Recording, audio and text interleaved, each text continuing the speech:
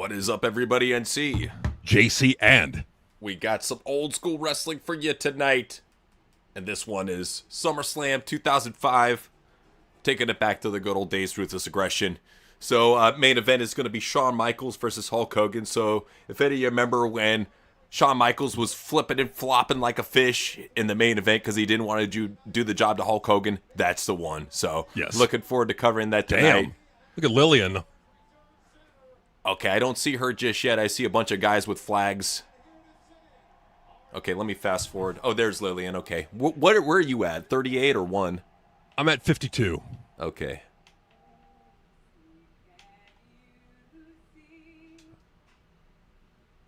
Oh, damn it. Now you good, man. Okay, I'm just trying to line it up.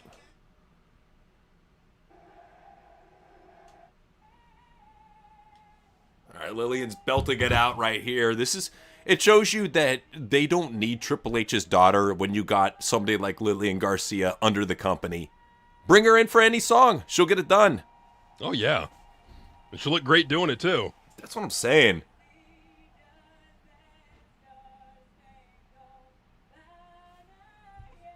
Damn. She could sing, man. That's what I'm saying is this woman should have been a professional recording artist. Maybe she put out a couple CDs, but, you know. Yeah, I mean, yeah, for sure. But, yeah, right now, so it started out good. Lillian's belting it out right now, doing a great job. Way better than what we got from, like, not to, she's a kid and she's still learning and she'll get better. Yeah. But it's like, if you're, for that much money and that big of a production, don't be putting your kid out there. You got to hire a professional artist and send them out there. You know what I mean? It's like if you're paying, and like all the people who paid that money for SummerSlam, what, Triple H's daughter's going to sing to them? That's not fair. Oh, no, they should have tried her out like on a house show or something, or right. like a Raw or some shit. But no, they put her in a big event. So yeah, it's a lot of attention, and it's a big spotlight. Lillian would have been able to handle it. Just saying. Yeah. So they're started out with got the DX. Oh, they're showing Bischoff. Okay, Bischoff, John Cena. Hotman was saying, did you hear that ESPN is raising their prices? That was announced before the news on Sunday. Yeah, I saw that. So I guess like the top tier package is what, $33 now? Something like that. Whoopee. Yeah. Well, what's that going to do to the people who are trying to watch it now? It's like WWE sucks as it is now. Right. So they're just going to raise the price. So you're going to have to pay more for a shitty product. Well, from everything I've heard about ESPN and Netflix, they're done. They're both fucking done with WWE. They will not be renewing their deal, and that's been the big rumor going around, especially and then ESPN price hike. Yeah. Well, but then the guy from ESPN is like, there's no official. This is not an official news piece, and that's not how we feel. Yeah. That's not how you feel now. Give it about a year. It's not how you feel now, but you're really going to renew with this shit product? I doubt it. For the same amount of money? Nah. You'll never see a company publicly talk shit about another company that they're in a deal with while the deal's going on. Afterwards, why would that's they? A different story. Exactly. It's bad business. So well, and we saw the same thing with Fox. Is that like right. Fox would be defending WWE like literally up until like they just didn't renew, right. and then they went out and said it's like it just didn't make sense for us financially to renew. Like you think? Well, that's what it's all about, too, and I think ESPN has realized that, so what they're trying to do is they're trying to milk this fucking overpriced cow for all it's worth. That's what's going on with ESPN. I think Netflix is going to do the same. That's why I think that SmackDown has gone back to 3 hours, because even all these other networks, they're realizing, dude, at the end of the day, modern wrestling is nothing more than ad space. Just make it a fucking long-ass infomercial. I mean, really, that's all really you can do with it, but, like, that's the thing, man. It's... Like, and you hate to see wrestling go down this path. And do I think that it's going to improve? I do think it will improve. I will, and I'll eat some crow right now and say that I was saying The Rock was going to come back for SummerSlam. I was wrong about that. I thought with The Rock and I was film and schedule, man. It's all good. Yeah, it's just I want to have hope. You know what it is? Like I want to have hope, and I want to believe that it will improve at some point. And I will say they did add Paul Heyman to the creative for Raw, and you are seeing a modest improvement. But let me emphasize modest. Yeah, at most. And that's the thing. It's like they're about The Rock though. Go for it. About The Rock real quick. Not sure if you heard, but Saudi's going to do all they can to have him make an appearance. Of course. Will he wrestle? No, he won't be able to wrestle because he's filming Fast and the Furious Forever. So that's what's going on right there. He's filming Fast and the Furious. He's not going to be able to actually have a match or train for a match, but you better believe they're going to pay him for an appearance. What I'm hoping is an appearance that leads to something where there's an ownership change or something going on. For sure. Well, and the one thing that I can have hope in, right? The one thing that I know for sure and that I'm hopeful about and that I know for sure will happen is I know that I can shit on this modern product. I know I can rip Triple H a new one and rip the modern product a new one. I could still do that. So as bad as it gets, there's always something to rip with it. And fuck it, you just tear into them, man. If wrestling deserves to be torn into, like Raw and SmackDown, tear into it. Yeah, that's what it's like, man. I wouldn't be surprised if people started putting up Raw and SmackDown sucks shows. Just saying. And that's the thing is, I don't care if there's no big matches going on. Like, I don't care if they get really The Rock in another match. That's not what I'm interested in. He's well past his prime. I really don't want to see him wrestling in a match, even though it would get a lot of fan attention. I want to see him in a big angle. That's what I want. He's a great actor. He's a good talker. Let's get him in a good angle, preferably takeover. Yeah, man, for sure. I mean, something. Yeah, I mean, because like they got to do something, man. And maybe they will. Who knows? I don't know. But if they continue fucking up, I'm gonna shit on him. You know? Well, Rock lost a bunch of weight too, man. He's not the big buff Rock that you guys remember. He's very lean now. So that's what I'm saying. I think he's perfect for that, like that role where he doesn't need to be there all the time. And I think at least with The Rock, he would be more active in his angle than what they're doing with John Cena. Like, when's the last time you heard anything about that John Cena tournament? Is that even going on? What's up with that?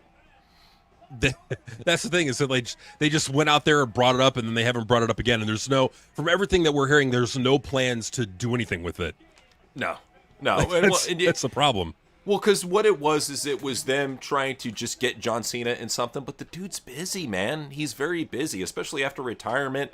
If he's going to take an ambassador role where he's going to be seen on a regular basis, they're going to have to pay him. And I know that lowball nose man don't want to pay nobody. So No, he's not going to pay anybody, and that's the thing, man. So it's like, I mean, it's not all bad. Like the positives I would point out is, yeah, you got Lola Vice going up to the main roster, so that's good.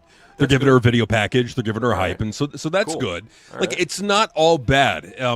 It sucks right now, but it's not all bad. Like there are some bright spots in the darkness. There's some nuggets of gold in this big chunk of shit that is pro wrestling nowadays. So yeah, it's not all bad, but yeah, that's just where it is right now. Well, I can tell you for one, I'm looking at who booked this crap, and we can already put OTM and Royce Keys on that fucking shit. Because seriously, it's not a bad idea, but you don't have a manager for any of these guys. If you brought him in with like a Teddy Long or somebody who is an established mouthpiece, or even like a Farouk. What's Farouk doing right now? He'd be fucking great for it, man. He's a great talker. This is what really drives me nuts, is this could have been a really good angle if they just added one more established veteran dude just to talk for them. Otherwise, it's just three fucking random guys. What's their purpose? Oh, they're brown thugs. Okay, what else? That's it. Okay, cool. All right. Well, and that's the thing, is that, like, nothing's going to happen with them. Right. Like, what's probably, like, my guess is that you're probably going to see him on the roster for, like, 4 months, 5 months, and then you'll see him in catering, and then you'll never see him again, and then sometime next year they're probably going to get released. Yeah. Do they even have a name for the faction, or is it just that faction now? That faction. I didn't see a name for him at all, like Retribution or something like that. Nothing. It's just, there they are. They're on TV. I don't know. You're asking too much. It's so lazy. That's my whole thing, is I don't mind the idea, but that's been the big problem with creative. And even if you get the most talented creative, when you put it through the nose filter, man, it's going to come out lazy, sloppy, shitty, fucking just smeared all over the place. It's going to look like garbage. It won't be your original idea. It's going to be some like fucking half-assed Temu Picasso painting version of it. It's going to suck. It is, man. It really is. Like that's the shame. That's the shame, is that it's man. Oh well. But you know what? Like, it's the good thing that I could say in this is that there is some good things happening. There are some good people going up to the main roster, so it's not all going to be shit. Yeah. And like I said, man, we can always crap on this shit, man. We can always crap on it, and it needs to be crapped on. Absolutely, and well, that's what it really comes down to is we gotta take care of that. I mean, Benoit, he just beat Orlando Jordan in what, like a 2-minute match? That's a quick match. Damn. I mean, Benoit's a badass though. So Bad Sport said CyberLeak should hack TKO to get the dirt on Noseman and Yes. Co. So for those that don't know the whole situation with CyberLeak, if you haven't been keeping up with all the GTA 6 rumors, CyberLeak is this guy who has been leaking a lot of crap about GTA, a lot of insider stuff. Like he even leaked that he's got a PC build, and that's why he was able to like tag on the wall leak, in live time, because he's got the PC build of GTA. If he leaks something like that, the PC build, it's game over. My personal opinion, and I don't know, this might be met with some opposition. I think he's controlled opposition. I think there's no way in hell that a huge-ass company like Take-Two, or even Rockstar for that matter, their subsidiary, there's no way in hell they would allow something like this to happen on a grand level like that. Because think about it, how long did they keep GTA 6 under wraps, under lock and key? Nobody knew jack shit about it. And then the leak started happening, last year? They did, and this game has been in development for over a decade. So for people not wowed by the fucking graphics, that's why, dude. It takes a while to build a universe, just saying. It does. It takes a while, and yeah. So they're showing Vicky Guerrero and Eddie in the back. It's okay. I mean, she wasn't. She was okay. She was okay for a wrestler wife. I mean, she could still look like Freddie Luger, and you'll still fuck her, goddammit, because you're a wrestler. You're a wrestler. I mean, yeah. I mean, Eddie could have done better, but like, yeah, love is love, I guess. Excuse me. See, that was like whatever happened to Vicky, bring her back. I would much rather have her as a GM than like scrap metal Adam Pearce on the roster. Come on now. Nah, dude, she's got to waste her time over in Memphis wrestling competing in front of 20 people inside a fucking rat hole shoebox. Lucky you. Dude, I don't know if it... Oh, my God. She did a segment for Halloween, like one of their fucking brain-dead retard segments where it's that like... was sick. Dude, she comes out as like Corella DeVille, and like one of the other like fat dipshit wrestlers like, yeah, I like to neuter dogs. You see where it's at, man. You see what's up. Yeah. Hotman was saying, I don't think it's a coincidence that they named a tropical storm after someone who recently passed away today. It's all planned, man. And it's... when people warn celebrities, I just shut my fucking mouth, bro. Because nobody wants to hear what I got to say about celebrities.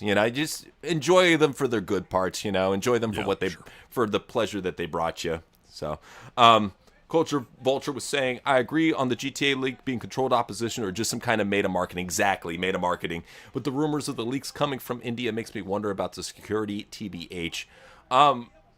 I don't see, that's the thing is, I'm not really sure how much of the game they outsourced to India.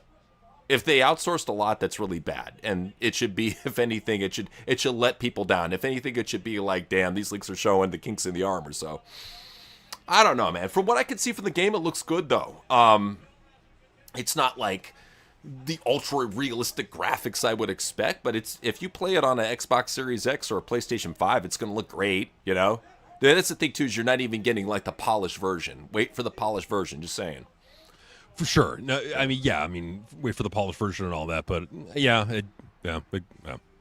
So, why are so many celebs dying like flies now? Good question.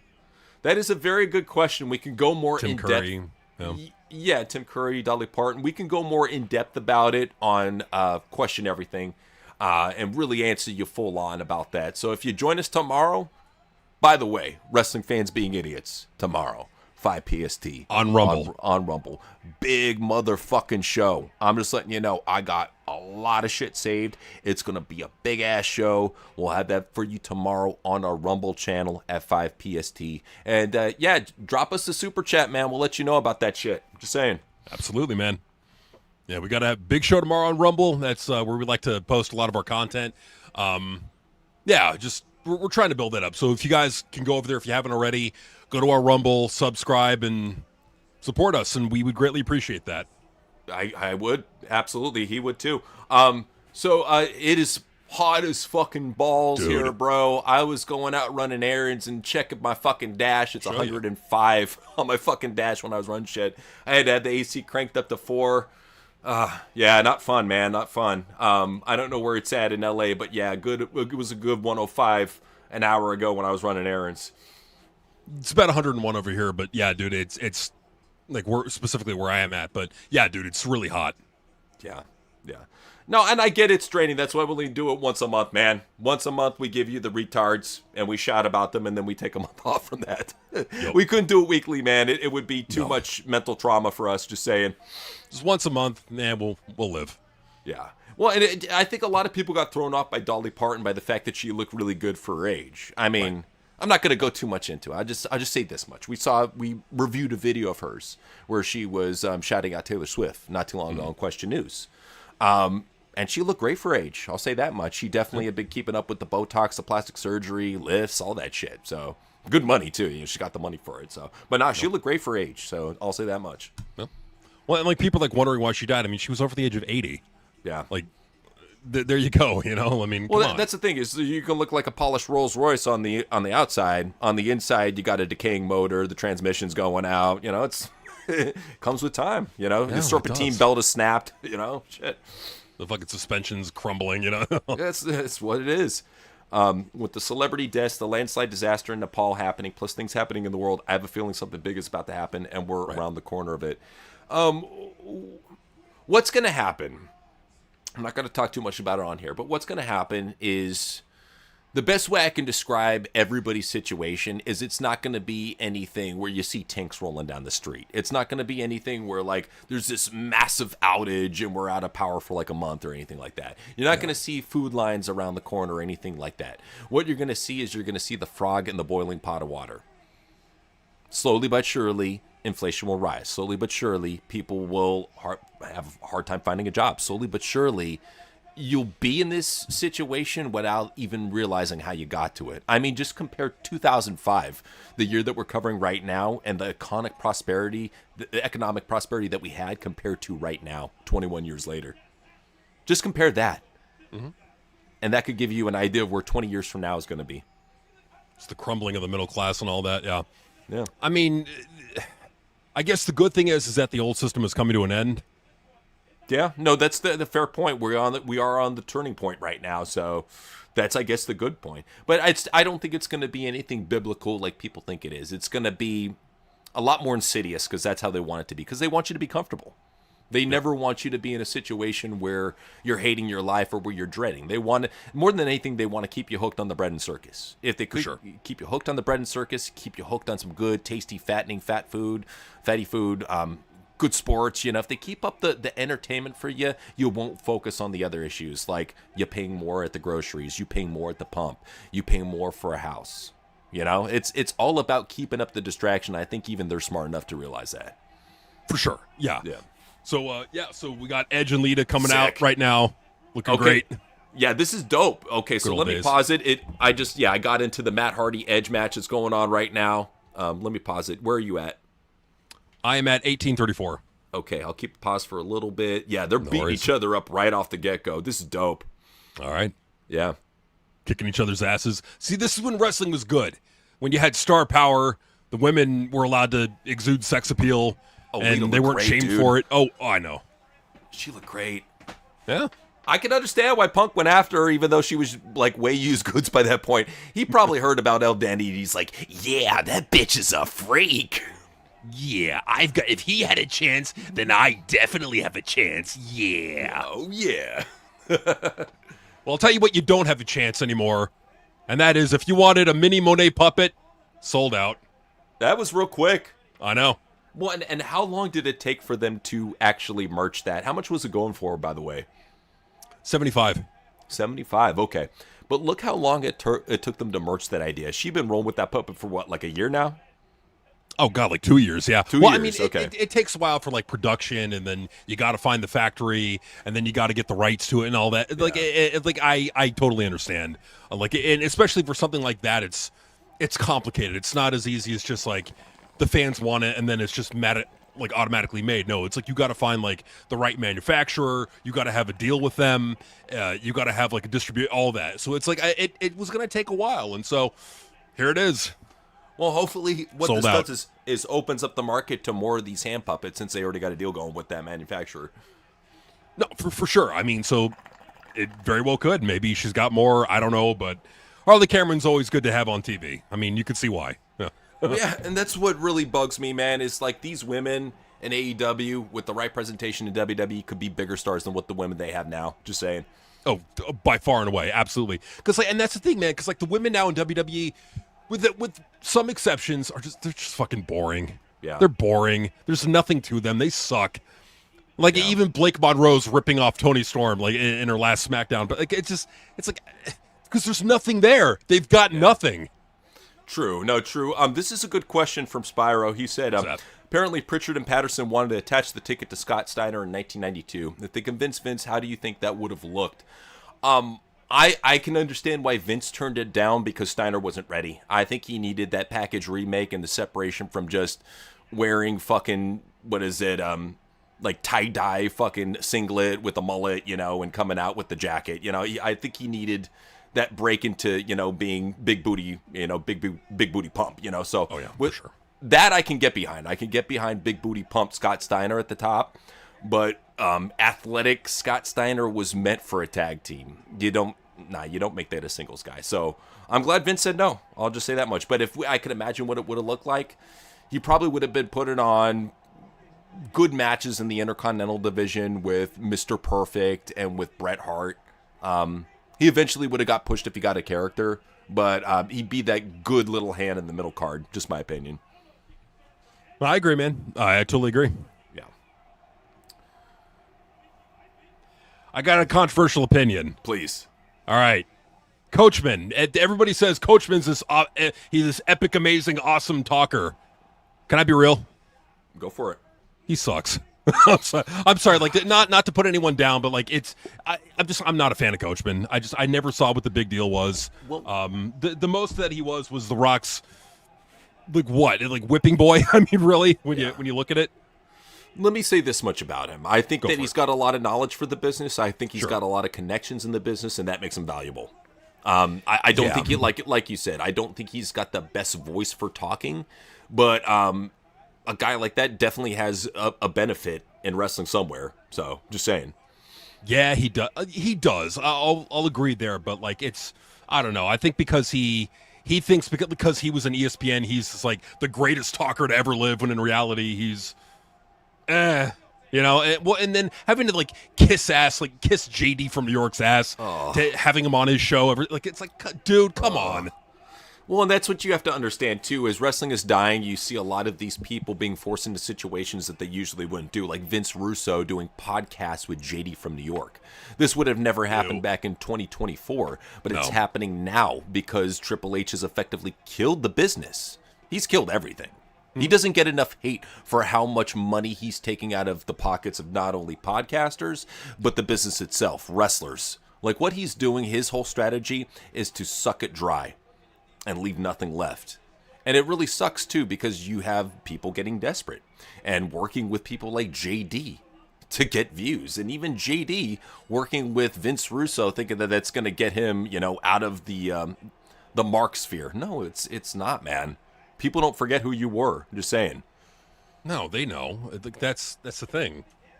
It just is what it is. It's a shame, but it just is. I mean, the state of things right now in wrestling, it's you hate to see it, you really do, but it's just what it is now. It's a shame. You gotta consider this, man. It's karma. Everything will catch up in due time, and everything will resolve. That's the reason why we have optimism about pro wrestling, is because karma like this, it always gets answered. Every single time. We've seen it throughout the history of wrestling, and it will be answered. Whether it be Triple H getting fired, a complete upheaval of the creative system. You're already seeing TKO make changes that I would have never seen in the last year. They're getting desperate right now. They're doing all they can really to save their investment. That's what it comes down to. Well, specifically what they're doing is, from what I've seen, and you're seeing how just involved Paul Heyman is with the show on Raw. Sure. Paul Heyman's part of the creative team right now. So a lot of what you're seeing on Raw is Paul Heyman, and it's working to some small degree, but it's not enough. And I think that even with TKO, they're because I think that they knew that a change needed to be made, and so I think that's why they put him on there. But it's not enough. Like what you're seeing on Raw, it's not enough. So there's gonna have to be massive change coming to WWE, and that may mean Triple H being gone. Like, if that's what it takes, I think they'll do what they have to do. I mean, and that's the thing. It's like I don't think TKO is entirely beholden to Triple H. I think what it is because everything was fine for a while, they'll tolerate him. Like, okay, whatever. He knows wrestling. He's going to run that company and do his thing. But, like, that's the thing is that, like, if things go south quickly, they're going to look for answers. And if Triple H can't fix it, they're going to have to look for other people. Like, and good. They need to get to that point. They need to get to the point where they need to actually do things that will increase the popularity of the product and not continually relying on these old fart veterans that, quite frankly, if we're looking at the numbers, aren't really doing shit. Like, CM Punk really isn't doing much. Like, look at SmackDown, 1.2 million. Well, that's the thing, too, is like there's no single guy, even The Rock or Stone Cold, that you could put at the top of a company and save WWE. No. What it comes down to is you have to fix the writing. You have to fix the flow of the show. You can't rely just on Paul Heyman because he's a super fucking dark mark. Don't get me wrong, he has entertaining shit from time to time, but he's always been a hardcore mark. Anybody who was a true ECW fan, that's one thing, is it wasn't all hardcore chair swinging action, and it wasn't all boobs and blood and cussing. No. A big majority of it was technical work rate, and he was the first people to start bringing all these people from over in Japan and Mexico to here. So Eric Bischoff could rate him, so Vince McMahon could rate him. You have to consider the guy who wanted to bring Will Ospreay into WWE back when he was in New Japan. That's the same guy who's in charge of creative or helping out with creative now. Just saying. Right, and that's well. I mean, to be fair to Will Ospreay, it's like there are some redeeming qualities to him, and I don't think it's fair to look at his booking in AEW and pin that on him entirely and assume that this is all he's capable of. But I will say that I think that he's overrated. I think that the ceiling on Will Ospreay is quite low. Is that whatever you're going to get out of him, it's nothing that's really going to turn the business around. And he's not. I guarantee you this: he's not going to become the next Stone Cold. No matter how well you book him, he'll never be that. No, he will, and that a lot of it comes down to he could be a loyal soldier for AEW the rest of his life, and I think he's happy with that. That's what it comes down to. But I don't think he's ever going to come to WWE. I don't think he doesn't have to. He's already well off in AEW. He's already well liked by the fans that he wants to be liked by. It's good for him.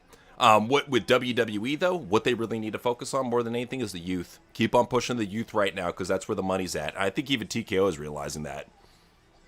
For sure. Yeah, I think that's what they're realizing too. I think they know that's where the youth is, and this is not sustainable with what they've been doing. So so changes need to be made, and they're being made right now. That's the thing. That's the good thing I will say. Is that so like you're seeing Lola Vice being brought up and all that, but it's like it.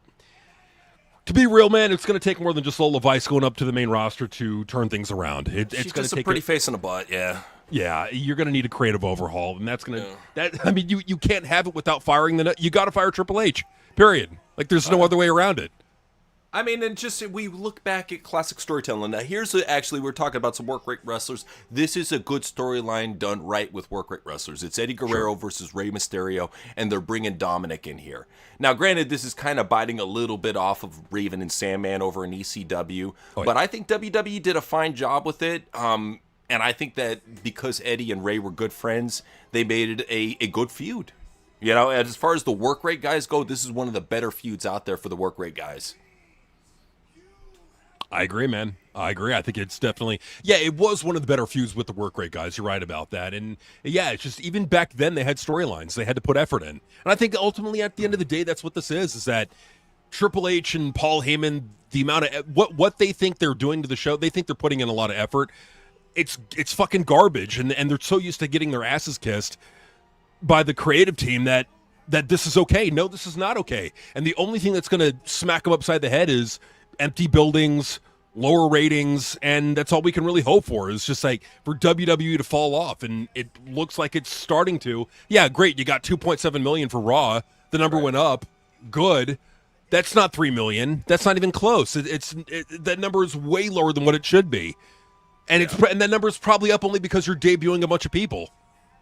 That's what it really comes down to. And that's when they usually get their views, is when they're debuting new people. It's never because of a storyline or they got something good going on or there's a big feud coming up. It's always, hey, look, we debuted a guy. We're not going to do anything with him, but hey, we debuted him. Right. That's what it comes down to. Right, for sure. Hotman was asking if we remember in SVR 2006, the ECW TakeOver storyline. Yeah, SVR 2006, great game. It's a great game because you got to map out how you wanted your brand to be raised, whether it was SmackDown or Raw. You could take part in weird storylines like this one, good weird storyline. And the talent was there too. So just this, we would love to do like a video game review. And I would love to do a video game review of this one right here, SVR 2006, because my brothers played it, I played it. It's a fucking fantastic game. It's awesome. These new kids, they don't know how great early THQ was. THQ was the king of wrestling, man. They ruled that shit. They were awesome. Those games are great. Hell yeah. So, yeah, I'm hyped for this feud. We'll see where it goes with Eddie and Ray. I wish they could have kept it going, modern day, but, rest in peace, Eddie Guerrero. Yeah, rest in peace, man, for sure. Yeah. And that's the thing, too, is you won't really find a bad SmackDown. You go back even to 2009 all the way to 2007, you're going to find they're all decent, man. Just saying. Yeah, I mean, you'll find that they're all really good. Well, because back then, it's just the effort that went into it back then. There was care, there was pride in what they were doing, and now it's just you could sign anybody off the street. If they could do a fucking flip and a kick, then they're ready for main roster. Well, no, I'm sorry that there needs to be a much stricter standard on what a pro wrestler. Fucking like fat pieces of shit like Mason Rook should not be in WWE, not even in the developmental. Aaron Rourke should not be in WWE, who looks like a crackhead. None of them should be in WWE. Well, and that's what it comes down to with these wrestling games, man. It's like, I'm going to be real about the downfall of wrestling games. We stopped having Japanese dudes who were just like hardcore about this shit, make good games, and we gave it over to a bunch of fat, lazy, liberal white nerds who fucking mailed it in and fucked it up. Mm-hmm. Yeah, and then if you question them, they'll say they'll accuse you of being a racist or a sexist or a homophobe or a transphobe or a whatever phobe. Yeah. No, they will. They always got something for you. Always got a label. I love retro shit, man. There's nothing wrong with enjoying the past. That's why we're here right now watching SummerSlam 2005. And if that's what brings you happiness at this point, fuck modern day, dude. Go back in the past and watch what you know is good. That's what I say. I agree, man. Yeah. So you got Eddie Guerrero walking out right now. That was a fairly good storyline for ECW. I preferred RVD and Sabu just because they made it kind of personal. So, but that one's not too bad if you like the work rate matches. So for sure. Heel tag team the Holy Order, strict cop who finds women for public indecency and bikini contest and a Catholic nun. What do you think of the gimmicks? With the right actors, it could work out. That's the thing, is it don't matter how quote-unquote silly a gimmick is to most people. You'll find the right actors for it, you can make it work out. Just saying. No, for sure. Yeah, I think you got to just find the right people. Yeah. All right. So, yeah, they got Dominic here with the blonde tips. He must have really been into Eminem or some shit, I don't know. He's got the blonde tips. Eddie's jacked as fuck. He's just literally just arms and a pair of legs. Who's this white chick that's holding Dominic? I think that's his side bitch. I'm not sure. All right. Look at how packed the arena is, man. I know. God, the good old days. The good old days. Well, that's what it really comes down to. It don't matter how silly the gimmick is. If you have the right person to play it and they're passionate about it. Like, that's the thing, is Hurricane is a huge fucking comic book geek. So if he's passionate about it, fuck it. We'll get it over. Just saying. Yeah, man. No, for sure. Yeah. You'd be surprised, Coach. I saw a lot of people walking around in San Diego with blonde tips in 2005. Especially if you're by the beach, dude. Just saying. Yeah. I think it's all controlled opposition, and I think they're doing what they can to make a market and get it out to the people. because they weren't putting out leaks for a while. Now, since they're getting closer to it being released, they want to hype it up. I think this is their way of hyping it up. Smart, give them that. All right, so Ray is he's saying what's up to Dom at ringside. Dom just always has had the sad puppy dog look. I think he came out of the womb with that look, I swear. Yeah, he does. It's just like what it's.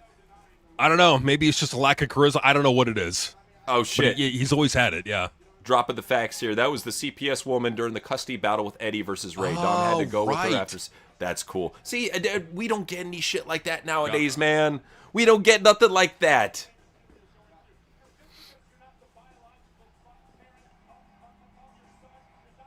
Ray's getting a pops. Okay.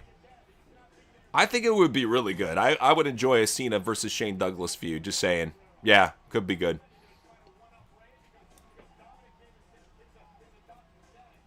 So, did you happen to watch Raw this past Monday?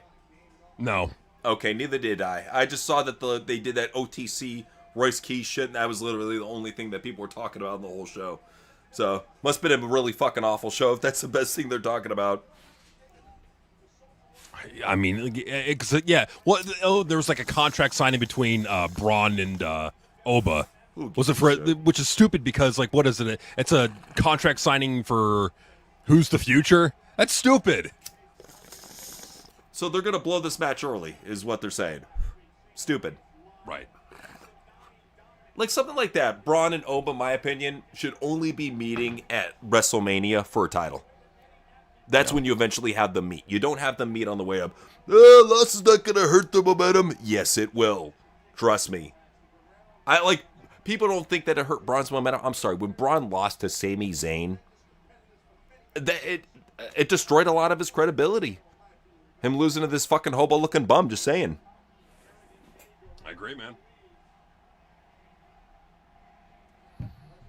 All right, so the crowd is hyping up. They're hyped up for this shit. The referee's taking his sweet-ass time. They show Dom right as he's about to sneeze for whatever reason. Oh, so they really did that shit for the finals? What a bunch of fucking idiots. Oh, my God. Penta and Ray, oh, my God. Nobody, I don't care about Roman versus either of those guys. What's the fucking point? None. There's no point. Wow. Has All In already sold out, or has it still got tickets available? Let me look that up real quick. Right. All In.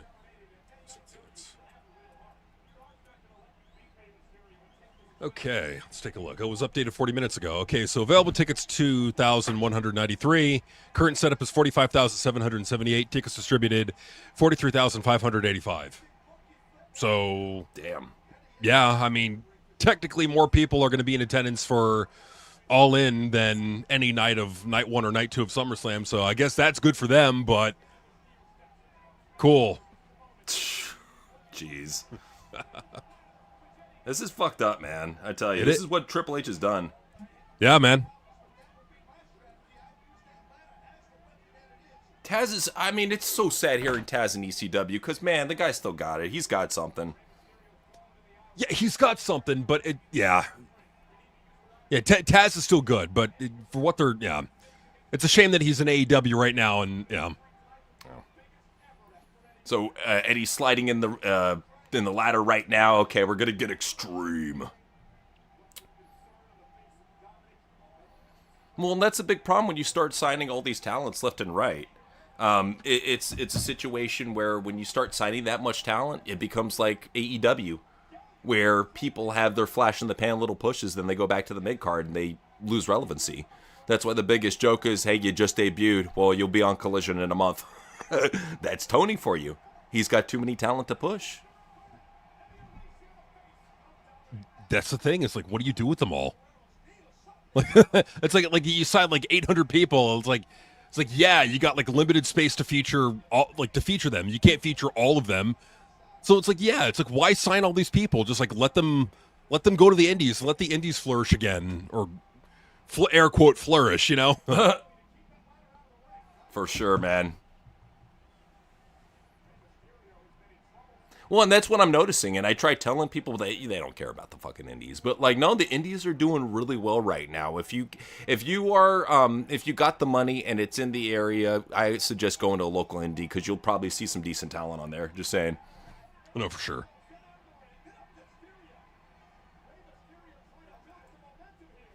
Well, and that's our whole problem with AEW is we think that it's got a ton of potential with the women, but besides that, the show fucking sucks. It's garbage. Like, you can't sit through it. You can't watch it, just the way it is. Favorite SummerSlam? That's a good one. I got to think about that one. Are you sure it's not this past one? Right? Jeez.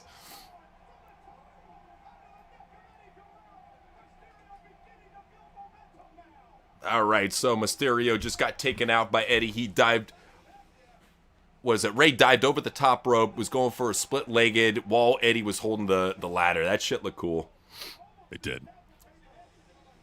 We got a breakdown here. So we got 8 to 12 main eventers, 16 to 32 mid-carders, 30 to 72 jobbers, 36 to 72 jobbers, and 18 to 36 women is a good roster, in my opinion. What about you? I think that's too much bloat, man. No disrespect at all, but I think your main event should be no bigger than 8 people. That's why I want to get rid of the brand split. Get down to 8 to 10 people. Your mid-carders should be like about 10 to 15 mid-carders. Jobbers, what I would do is I would do 15 to 20 jobbers and then have people in local regions come in and just job for you. You go to a different city, get some local wrestlers. That way you don't have to keep them on contract. For women, I think, I don't know, depends on how big you want your women's division to be, but I think like 20 to 25 is a good amount. So, what do you think, JC? Yeah. What do you think about this? No, I think you're right about that. I do think a 20 25 is a good amount. Yeah, man, and I think it's just the way that Tony uses his talent too. Like the fact that MJF right now is nowhere near the title scene. I think he's like a mid-carder right now. Right. The women that they're featuring right now are Willow Nightingale and Mercedes. Like, come on. I mean, guys, to be quite honest, we would support JCW more often, but it seems whenever we do streams of JCW, like nobody gives a shit. No. That's the problem. That's the main reason for all of you wondering. You guys support JCW, you say it's the most amazing thing ever, yet when we do streams, you're like, okay, who gives a shit? So that's the whole reason, if you're ever wondering why we stopped covering JCW, that's why. We would love to, but it's hard to have passion for it when you guys don't have passion for it. You know what I'm saying? Yeah. That's why we're trying to give you something right now with classic wrestling, and hoping, you'll have the passion for it too. Right. And I understand. Like, I get it. And, it's... A lot of wrestling is dying out right now, and you want to have one thing to be passionate about. But right, with JCW, they got a lot to work on. They really do. It's an indie show. I'm gonna be, but I'm going to be real. Like Bloody Mania, I did. In fact, I was in the live chat for that Bloody Mania, and I was being nice. I was trying to be friendly to it, not completely rip it apart. Right. But the one thing that I kept looking at, I'm like, well, wait a minute. You calling this Bloody Mania, yet there's no blood? Like, the only surprising angle you had was fucking Painful Paul turned face on Big Vito's faction, and, like, GCW with Brett Lauderdale did a temporary run-in that led to not really much. I'm like, I'm not looking to shit on what you guys like, but I'm just saying, come on. You got to do better, man. They like what they like, man. That's fine. That's what it. Because there's a lot of people that like Raw. We don't watch Raw. A lot of people like SmackDown. Sure. We don't watch SmackDown. People that like AEW. We don't like AEW. You like what you like. That's at the end of the day. That's what it all comes down to. You like what you like. You enjoy what you enjoy. But that's our whole reason why we haven't been covering JCW is if it's only like 3 people in the chat that like it and nobody else wants to watch it. Sorry, just saying. We got to cover what people care about, man. And no one cares about AEW. Or at least the majority of our audience doesn't care about AEW. They don't care about JCW. They don't care about TNA. They mainly care about what's going on with WWE. Yeah, and that's just how it is, dude. People really only want to talk about WWE, and I get it, dude. When wrestling's dying out, you stick to what is the most popular company. Just saying. Mm-hmm. You do. All right, so Eddie's lining up some ladders right now, stacking them up while Ray's in the corner. Okay, so it looks like he's climbing to the top, and it's a good way of keeping him down, but Ray's just going to take that ladder and slam it into him. Right. It's like you're giving him a weapon.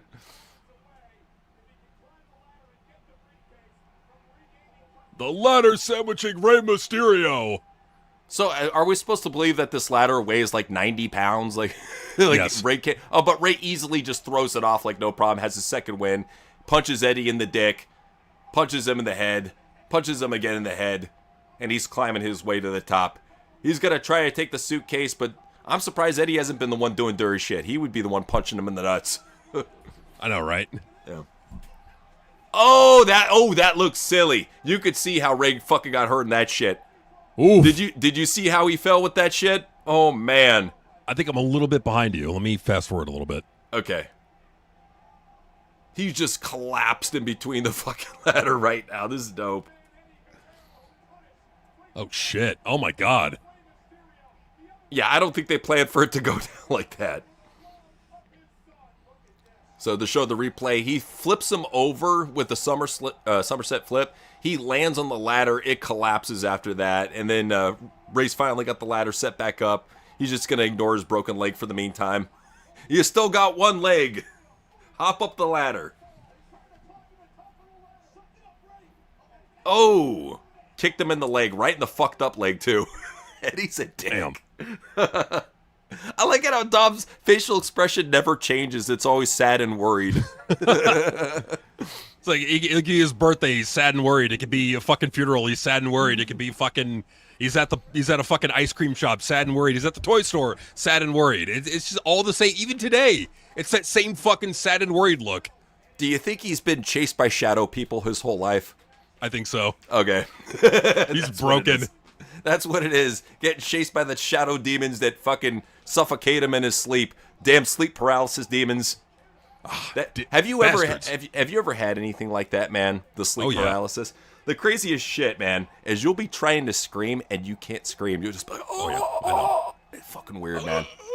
Weird. Dude, and it's the weirdest thing too because it's like you're awake, you can see what's going on, you can hear what's going on, and you're just trying to scream. It's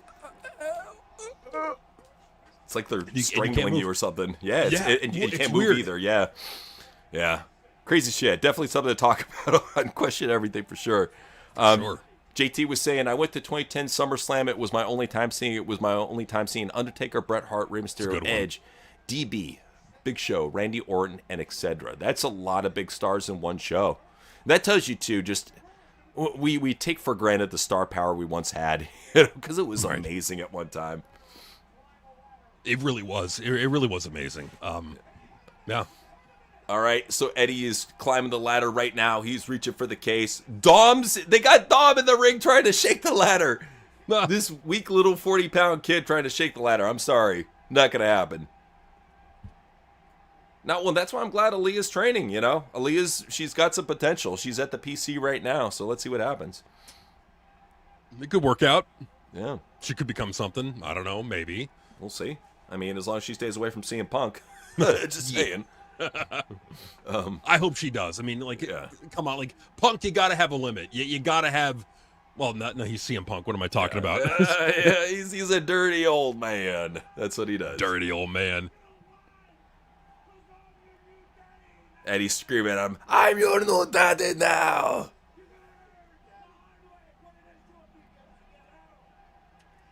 Oh, he's about to hit him, and Ray comes in, starts wailing him with punches. Cool.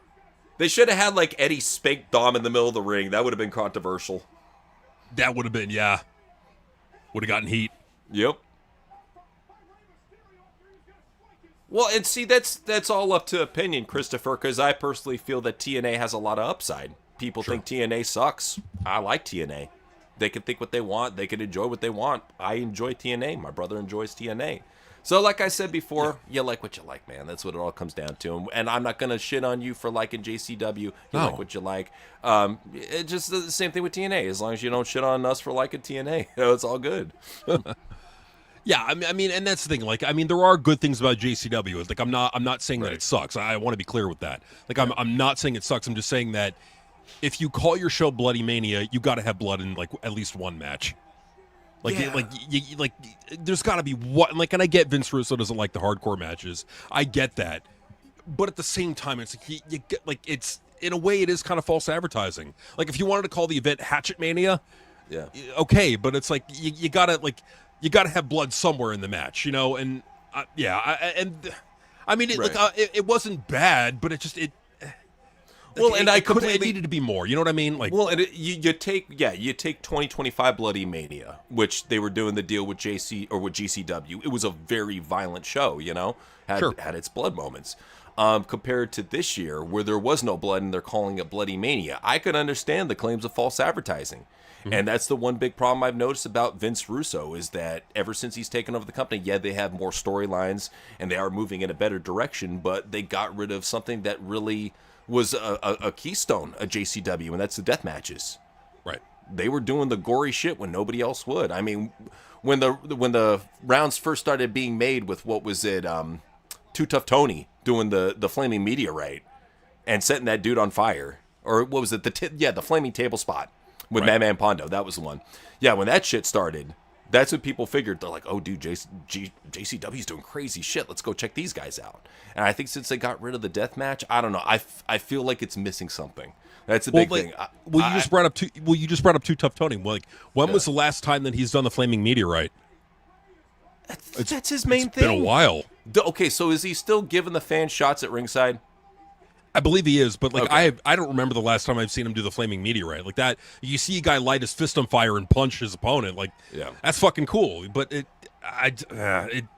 they're doing a lot of good things. I'll say that, but they've got some things where and it just is what it is. They got a few things to work on. We're not trying to crap on them. We're just saying that they've got potential still, but you got if you call it Bloody Mania, you got to have blood in one match. Oh, Come absolutely. On. No, absolutely. It's a situation where, now you have to have blood in it, and at least for one match, at least for the main event, I think it should live up to that. But it comes across as false advertisement. That's all where we're coming from. I feel like, don't get me wrong, I feel like Russo has benefited JCW in a lot of ways, but it's taken away, I think, from the original soul of JCW a little bit. They need both. I think they need both, and I think both sides need to be heard. Jay needs to be heard, but when it comes to the right things. Jay needs to be heard when it comes to the deathmatch shit, and, bringing in certain acts. And I think that Russo needs to be heard when it comes to storylines and who to push. For sure. Yeah. Absolutely. Yeah. Yeah. Oh, big fans of Mario Kart 64. Yeah. Love it. Fucking awesome game, dude. It's great though, but if you're down with Mario Kart for the SNES, Super Mario Kart, that was the one that I spent the most time on playing. I love Super Mario Kart. But if you feel let down by Mario Kart 64, they're all games. They're all good games in my opinion. So even I don't know if you've played the recent cell phone Mario racing game. Not too bad. No, I haven't played it. I could check it out. Yeah, it's not too bad. I mean, it reminds me a lot of the one that you play in the arcade. Like if you go one of those local arcades, they usually have the Mario sit-down racing game. It's like a mobile version of that. It's fine. Yeah. Cool. What do you guys think about Mike Tenay and Don West? I thought they were great. Very underrated. I really like them. I really like them, and I thought that they had a lot to offer. For sure. No. Eddie's hanging on to the briefcase. This is great. Eddie's hanging 7 feet over the top of the ring, swinging on the briefcase. Ray's tugging on the foot, yanks him down. Damn. Oh, we got Truly. Hi, guys. Truly. What's up, Truly? I'm cleaning. Okay, she's in the middle of cleaning right now. I'll be in shortly. Okay. Hope y'all are having a fun one. They are, yeah. That's strange. I did not know that. Wow. Both born in 1946 and both died the same day. Wow. Damn. Wow. It's crazy. Very cool. All right, Ray's trying to get the ladder closed down so he could do some hardcore shit on it when he should be fucking using the ladder to climb. Come what are you on. doing? What are you doing? Come on. Kick his ass. Put him through the ladder. Come on. Suplex, bam. He's going for the Three Amigos. Another roll. It's textbook Guerrero. Tres Amigos. On the ladder. All right. Finish that off perfectly. That's the one thing you notice about these guys. Not a single botch. No, not a botch. And this is one of the few work rate matches where I see the crowd actually engaged Like, we're so used to these work rate matches nowadays where people just go for a piss break or they go to the concession stand. These people are fucking just, they're enthralled to see Eddie and Ray brawling, so. Why wouldn't you be? I mean, it's fucking Eddie and Ray going at it. Yeah. Two legends at the prime of the career, man. Like, this is, like, people just don't realize how good they had it back then. They don't. They really don't. They thought it sucked back then. I'm like, dude, you have no idea. Yeah, no, they really don't. And that's why we like covering these older shows, is to show you just how much people gave a shit back then and how much they cared and how much potential was there. I mean, especially with superstars like this and just the mid card. This is the type of thing they would main event with Eddie Guerrero versus Rey Mysterio nowadays if they could. Oh, easily. Easily. Because who they got now just sucks. Yeah, seriously. So, yeah, Vicky's in the ring right now. She's trying to shake the ladder. Nobody wants Eddie to win this damn match. He's about to grab the briefcase. Oh, she shoves it over. Eddie, he lands on the rope, snake eyes himself. He's laying down right now. Vicky's like, oh shit, what did I do? At least set up the ladder for Ray, you fucking bitch. Help him out. Come on. Ray's crawling over the ladder right now. Help him out with the ladder. He could barely walk. Why does she have Jennifer Aniston hair? What is this? Yeah, what is with that? Can I, come on.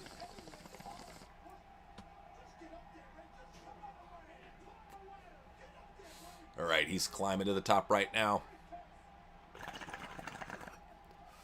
About to grab the ladder. Oh! Eddie ain't having that. Eddie's on the other side. Oh, Vicky yanks him off. She's interfering, damn it. Ray's almost got it. He's got it. Come on. Unhook it, you motherfucker. There you go. Okay, you got it. Good. Ray's got the ladder. He's hanging off the hook for no reason. Dom finally emotes for once in his life and forces like a Mr. Beast smile on his face. Awesome. Good for you, Dominic. You finally did it.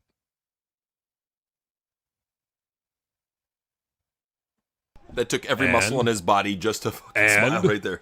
Oh, now Ray wins. Ray wins. He's hugging his poppy. He's holding the suitcase. He's going home, damn it. Not like there's he was her before. Jennifer Aniston hair. Like, well, yeah, what's up with that, man? Oh, here's Aaliyah. Okay. Jesus.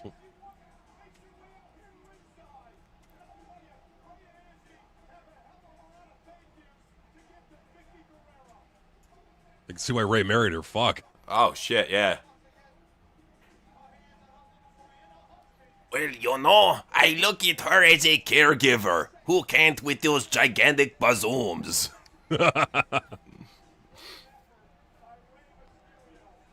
King Marcus, if you're seeing shit like that, man, I would definitely invoke Christ. Do all you can so they stop following you. For sure. Sorry to hear that. Oh, yeah, absolutely. We'll pray for you. Yeah, absolutely.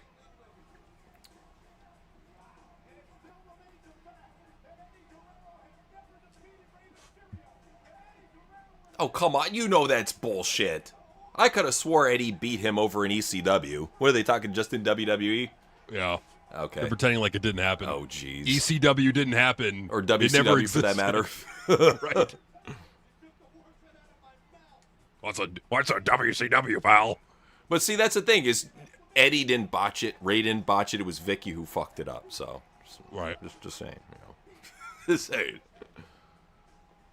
All right, Ray's holding on to the suitcase right now.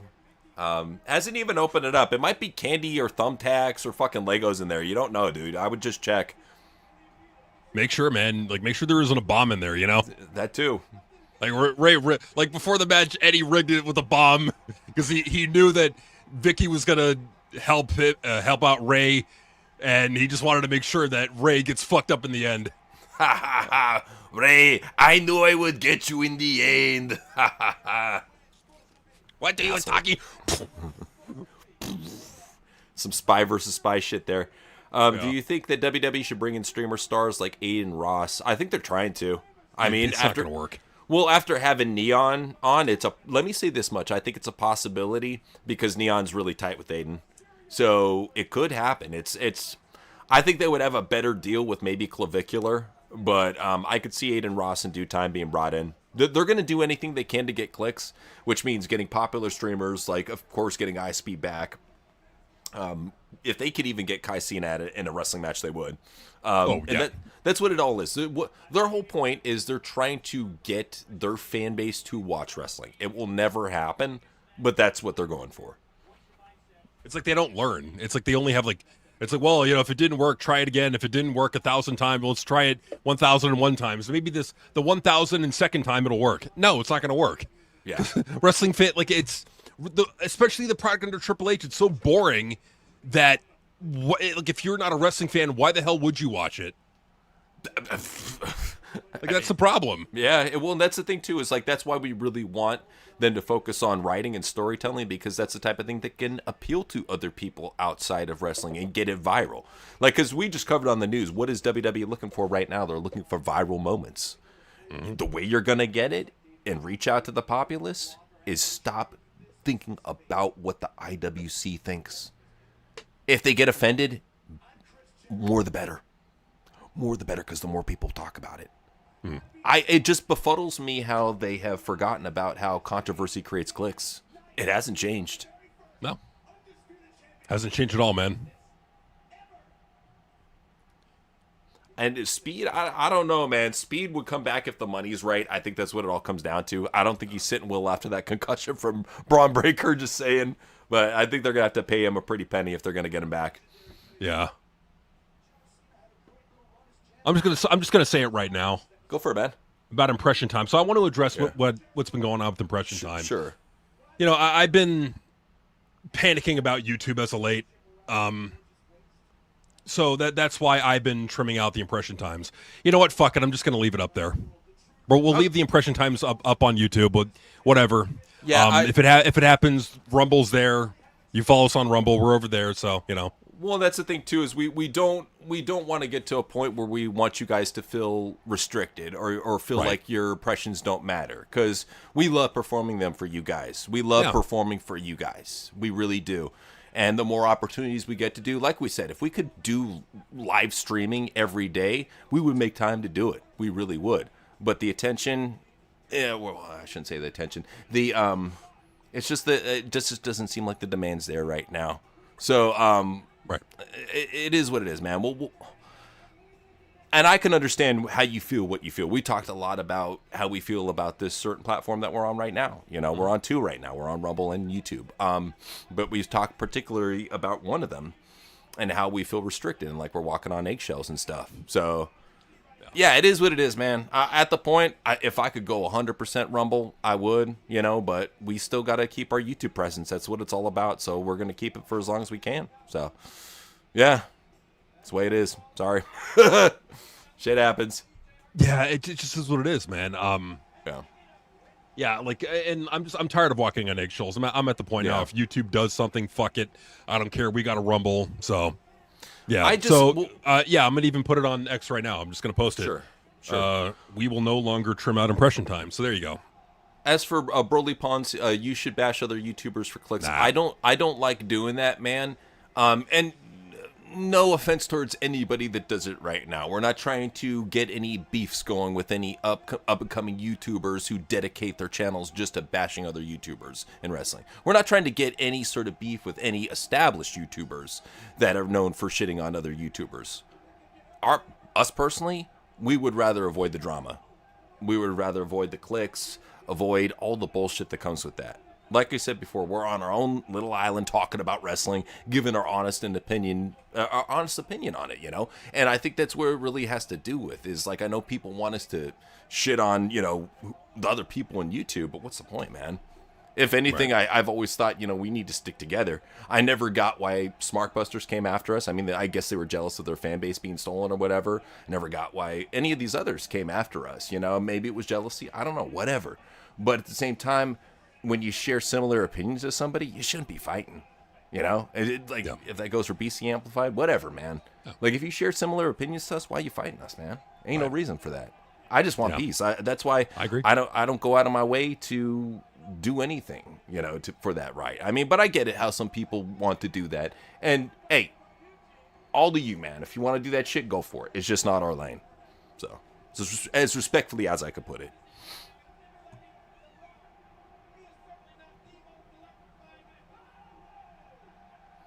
Oh, we got Eugene versus Kurt Angle right now. Yay. Kurt Angle is pounding the shit out of Eugene. God, what the fuck happened with Eugene? Isn't he like a coach for NXT or some shit right now? I think he is. I don't know. Okay, Nick Dinsmore. Yeah. And for those that don't know, he was originally a work rate guy. I first saw him back in WCW. He was just this boring, like, plain-faced motherfucker that just did work rate matches with William Regal and Dean Malenko. And then what happened? Vince is like, that's retarded. We're going to make you retarded. And yeah. He took a boring work rate guy and gave him a character. I'll give Nick Dinsmore all the credit in the world for going from a guy who I thought had absolutely no charisma. I mean, I would say even Roderick Strong had more charisma than fucking WCW Nick Dinsmore. Oh, yeah. And he fucking made Eugene happen. I mean, I'll give him that much. He did, and he gave him a character. And that was the thing with Vince, is that Vince could do that. Vince could do that. Triple H just can't do that. He can't do anything. He's just a fucking useless big-nosed idiot who just ruins Raw and kills out wrestling. But, you know, it is what it is. It's unfortunate, but you do what you can in the shitty wrestling industry. Absolutely. Well, and you got to understand the difference, Just Prime. There's a difference. There's a huge difference. He'd be talking about going poopy in his pants. You're talking about doing a gig. You're talking about metal. You're talking about, like, hot chicks in anime. You're talking about cool shit. It's a huge difference, man. For sure, yeah. Like retardation and autism are not the same thing. We got to be clear. No, we gotta not be at clear. all. They're not the same thing. They're completely different. They're completely separate. Like all autism really is just it's like it's a social issue. Retardation is just like duh. You know, there's a difference between the two. And here's the thing: is that you got to understand under Vince McMahon, any preconceived notions, even if you're offended at the character you're playing, you don't say no to him. No. That's just, it's a situation where I'm sure even Nick Dinsmore, in retrospect, he's like, yeah, maybe I shouldn't have gone full on with it. Like they said in Tropic Thunder, never go full retard. You know, maybe he shouldn't have gone full retard, but he did. And he still brags about that character all the time, you know. And when he does appearances and shit, it's Eugene Nick Dinsmore. It's not Nick Dinsmore because people know him as Eugene. So he made a long-lasting character, but yeah, I could see how a lot of people were offended by it. No doubt. This character cannot exist in modern WWE at all. Oh my God. Dude, could you imagine what would happen if they had a character like this in WWE? Oh my God. I'm surprised that they haven't at least brought back Nick Dinsmore, you know? Because, I mean, he's at least still a competent wrestler. I'll give him that much. Decent promo. Yeah, just I think the minute they see him on TV, they're going to be like, that's Eugene. You guys are canceled. Fuck you. I mean, this is a good match. I'll get, like, if you like your work rate shit, dude, Eugene and Kurt Angle, dude, they can fucking go. Oh, yeah. Hey, so NC, okay, Sure. so since we're from San Diego, I need your opinion, and this ties into baseball. Ready? Go for it. What do you think? New Padres ownership, Kwanzaa Jones and Jose E. Feliciano introduced in San Diego. Which one has the dick and which one has a pussy? Thank you. I think it's the other way around. So people are thinking, you know, no. I think Kwanzaa's got the wee wee. I think Jose's got the you know what. Dude, I can guarantee you that the new Padre uniforms are going to have rainbow in them. I'm just saying. You already know they're getting rid of the brown and gold. That shit's fucking going away. They're going with the rainbow. Just saying. Dude, it's teased, going down the tubes. It was teased with the pastel shit. I already thought that was whack as shit. No, they're going to go full fucking unicorn rainbow dildo with this shit. Dude, yeah, they are. And dude, this team is going to fucking suck. Yeah, as much as they do now, they're going to get even worse. Yeah, I can't get excited for. Well, that's a big thing. I know some people are big on baseball. You know, they want to be proud of Padres because they're one of the few hometown teams that we've had for the longest time that have never left, never gone anywhere. They've been our team. But you have to understand that the Padres of the 80s and the 70s are nowhere near the Padres we got now. You know, you can't even like compare the lineup. You can't compare the coaching. You can't compare what baseball was in San Diego to what it is now, which sucks too because they have a fucking great park to play at Petco Park. I know. That's the thing that pisses me off. I agree, JT. Let's go Dodgers. At least we got one SoCal team that isn't, you know, fucking that's actually great, not a fucking dumpster fire like the Padres. So, yeah, good Got for the Chargers Dodgers too. You know, so LA's not LA's doing with okay. the Rams. Yeah, and LA's doing fine when it comes to sports teams. Oh, yeah. Yeah, they're doing absolutely fine. You take care of your big cities, and LA is definitely one of the biggest, so that's for damn sure. Yeah, it's just a shame, but it is what it is. You just, yeah.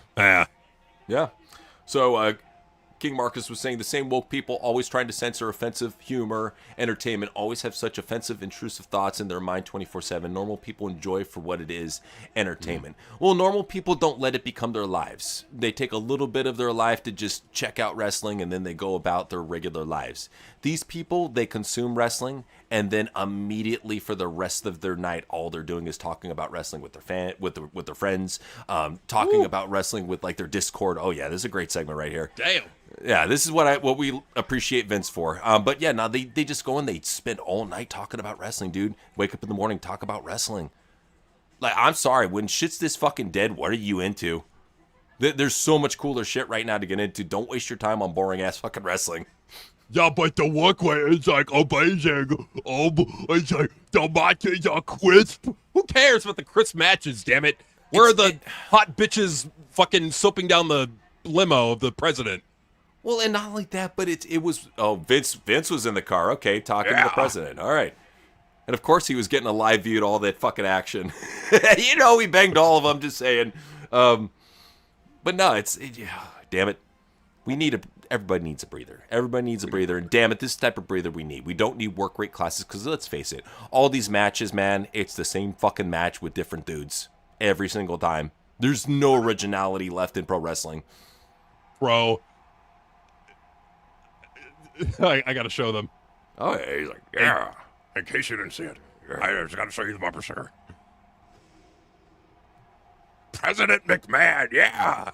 At one time, it might have been a possibility because he definitely had the money for it. He definitely had the money for a campaign. But yeah. Who would be his VP? The Undertaker. I like it. I'm ready to take over if anything happens. If his limo explodes, I'm your guy. I'll even bury him for you.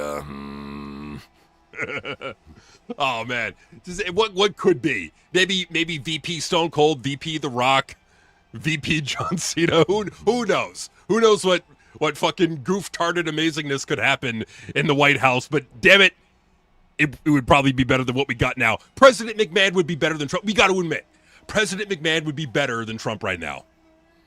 I mean, the sex scandal would blow away Bill Clinton by a landslide, but he a lot of people would like him as president. I could say that much. I think what he would be is he would be a very heavy capitalist. That's what I could foresee for him for his campaign. For sure, yeah. I could see that. Yeah. I think it's going to be something where they fuck with people and they make you believe that he's returning via Blue Beam or whatever. But Jesus, if he returns to you and talks to you, it's going to be you individually. It's going to be a spiritual moment. It's not going to, I don't think it's going to be a physical moment, just saying. No. Yeah. All right, so the smoke is pouring in right now. Undertaker's heading into the ring. One of his quickest entrances I've ever seen. Usually it's 10 minutes. He made it in the ring in 3. Good for him. He's like teleported in the ring. Just that's Vince's pacing, man. Triple H milks everything. Vince gets to the point. That's right, man. He does. So we're looking at the Undertaker right now. He's staring at the camera, looking all serious. Well, and that's never could a man wearing makeup, look intimidating. He finds a way, man. Found a way. And this is what you need to understand is everything's rigged, bro. Except for, I even think some MMA is rigged. Not all of it, but I think even some MMA is rigged. But I think virtually every sport out there that you bet on is rigged. That's just how it is. It is. Yeah. Just No, I enjoy it for the entertainment. That's all I can say. No, because with Vince, maybe it depends if Trump was in the White House then. Otherwise, wrestling has always been kind of frowned upon. I mean, shit. Look, Trump hasn't even made an appearance in WWE yet, and he's a huge wrestling fan. Just saying. I don't blame him. You know. Yeah, it's Triple H, dude. That nobody wants to be a part of Triple H's shit. Just saying. They don't, man. They don't.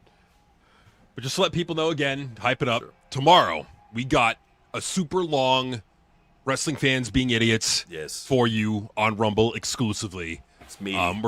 It's going to be a lot of fun, a lot of awesomeness tomorrow. Please join us tomorrow at around 5 o'clock on Rumble. Yes, for sure. So you'll see the Liv Morgan thumbnail. You'll know what's up. So yeah, Randy Orton right now, he's coming out. Babyface psychopath Randy Orton up against Undertaker. This is his first really, I guess, big challenge, I would say. Oh, you hear stories about him all the time. Like, after these fights, he's over in Vegas gambling. He walks away with garbage bags full of money. He has so much fucking money. Oh, yeah. Faux show. So, Randy Orton. How old is he here? Like, this is 2005, so... 22, and then 25, I think. Okay, all right, yeah. So this is a huge match for a 25-year-old. And that's the thing, too, is how many 25-year-olds do we have in WWE that have a upside like Randy Orton right now? None. I mean, like, you can point to Braun Breaker, but it's like, look what they've done to him. His injuries, too. Yeah. Yeah. Like, that's the problem. I mean, yeah. Because we were even showing it in our video, WWE has an age problem, that back in, what was it, Attitude Era and Ruthless Aggression, that they had a really good mix of talent. And the top end, like the top guys in the main event were 34. There were guys that were in their early 20s, mid-20s in dominant spots. I mean, shit, look how young Brock was when he won the World Championship. You know, it's just... Fair point. Youngest. It's crazy when you look at how they had such great talents being brought in, and we got to give full credit to Jim Ross for that. Jim Ross is the one that scouted all these top OVW talents and brought them in. Ever since he left, they've had a real hard time scouting talents. Notice it really kind of dried up after the OVW4, it feels like. Yep, it did. It really did. Because like, look who took over. It's like for a while there, they became reliant on like Mark Henry and Edge and the Hardy and a lot of people they had left over. And then Triple H's job was to find the future, and he raided Ring of Honor in New Japan, and it sucked. Well, that's it. That's why you never appease these fans, because they will always find a way to fucking hate you. It's never enough for them. Really, every single booker out there has faced backlash from them, whether it be Tony Khan, Triple H, Billy Corgan, Tommy Dreamer. These fans will eat you alive. They don't fucking care. They have no loyalty to you whatsoever. So at the end of the day, look at Vince Russo. Look at all the hate he still gets nowadays. And he's going to be getting hate till the rest of to his end of days. Hate to say it. Of course, and it just is what it is, man. With the current industry the way it is, and who they're catering to, but yeah, things need to change. They really do, and I think this is, and we've already seen it with SummerSlam. It's not like a figment of our imagination. That's what happens when you have a shitty build and very little star power. Is you get what happened at SummerSlam with the tarps and empty seats. Yeah, that's what it comes down to. What do you guys think would have happened if Al Gore beat George W. Bush in the 2000 election? Me personally, me personally, I don't think that would have ever been a possibility, just because of the fact that George's daddy had already been in office. And the more that we learned about the presidency, the more it looks like a monarchy. And you realize that a lot of these presidents and a lot of these people that get to top office are related in some way, shape, or form. So it would have had to run in the family. But yeah, not much would have changed with Al Gore. It would have been the same presidency. If anything, it would have been, I think, a precursor to what we saw with Biden. Just a fucking dumb old fucking office that doesn't know what the fuck he's doing. I agree, man. At the end of the day, they're controlled. Like, the president's a puppet, so it doesn't really matter who you put in there. It's at the end of the day, they're all carrying out the same agenda. So, yeah. Oh, my bad. I'm thinking of Bob Dole. But now they think of Al Gore, he's super serial. Super serial. Al Gore would have been a precursor to Obama. just brought in more leftist shit. The more right-wing presidents we had in office, the better of time we had for entertainment and the economy, just saying. No, I agree, man.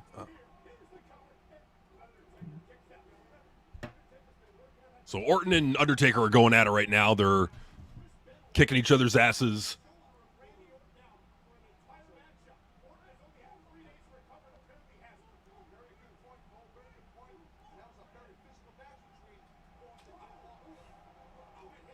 Do you have that thumbnail on you right now? I do, yeah. Go ahead and pop it up. Boom. So this video right now is on Patreon. Go ahead and check it out. This is what we were just talking about. WWE has an age problem. And we really go in depth about where it's at right now. You have CM Punk, 47 years old, going on 48. Roman Reigns, he's in his mid-40s. A lot of these guys that we feature in this picture right here, they're either 40 or well in their 40s. And that's very bad, considering back in the late 90s, they were making fun of Hulk Hogan and Macho Man being 42 years old. So yeah, WWE has a huge age problem. We got that video up right now on Patreon, and it's going to be going up on the main channel this Sunday at noon. So keep an eye out for that. Yep, absolutely. Yep. Absolutely, man. So we got that coming up on the main channel. Yeah, we're just trying to get, put content back up on the main channel, get it going again. Yeah, so if you got over there, if you haven't, that'd be cool. Also, I should say that we are getting this as well, a Fat Two Problem that's going up on Saturday over on Misk. So go ahead and check that out on Misk. We got a Fat Two Problem coming out, and then on Sunday we got age problem. So yeah, two big problems that had to be addressed in WWE. So make sure you guys check those out on the weekend. For sure. Yeah, so we got that coming up, and So got content coming up down the pike, and hopefully you guys enjoy it. Absolutely. So Undertaker right now, he's stalking over the corner, pounding Randy with some hard punches. These are the type of punches that Glenn Gilberti would jack off over. He loved the Undertaker punches. Nice punch to the ribs right there.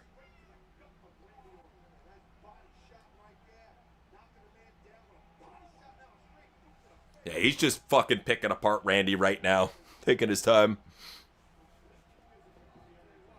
So who do you think is going to be the next call-up after Lola? The next call-up after Lola? I'm surprised Jada Parker hasn't been called up. Especially Dayton Jay, man. You think that they want him on the road. Because that's the one thing. I'll give all the credit in the world to Triple H when it comes to this. He tries to keep people that are dating each other together on the same brand so they can be with their partner. And that's good. Yeah, that's cool. Because Vince wouldn't do that shit. Vince would be like, fuck you. I want you to cheat on your partner. Be evil. Be evil. Guys, honest take, where do you see WWE in 5 years from a business standpoint? I think as long as they're underneath TKO and they have Nick Khan there, they will find a way to survive. I'll give them that. They won't be the best. They won't be anywhere near where they were when Vince was running an empire. But if you have those people like Mark Shapiro, Ari Emanuel, and Nick Khan in place with TKO and WWE, they will survive.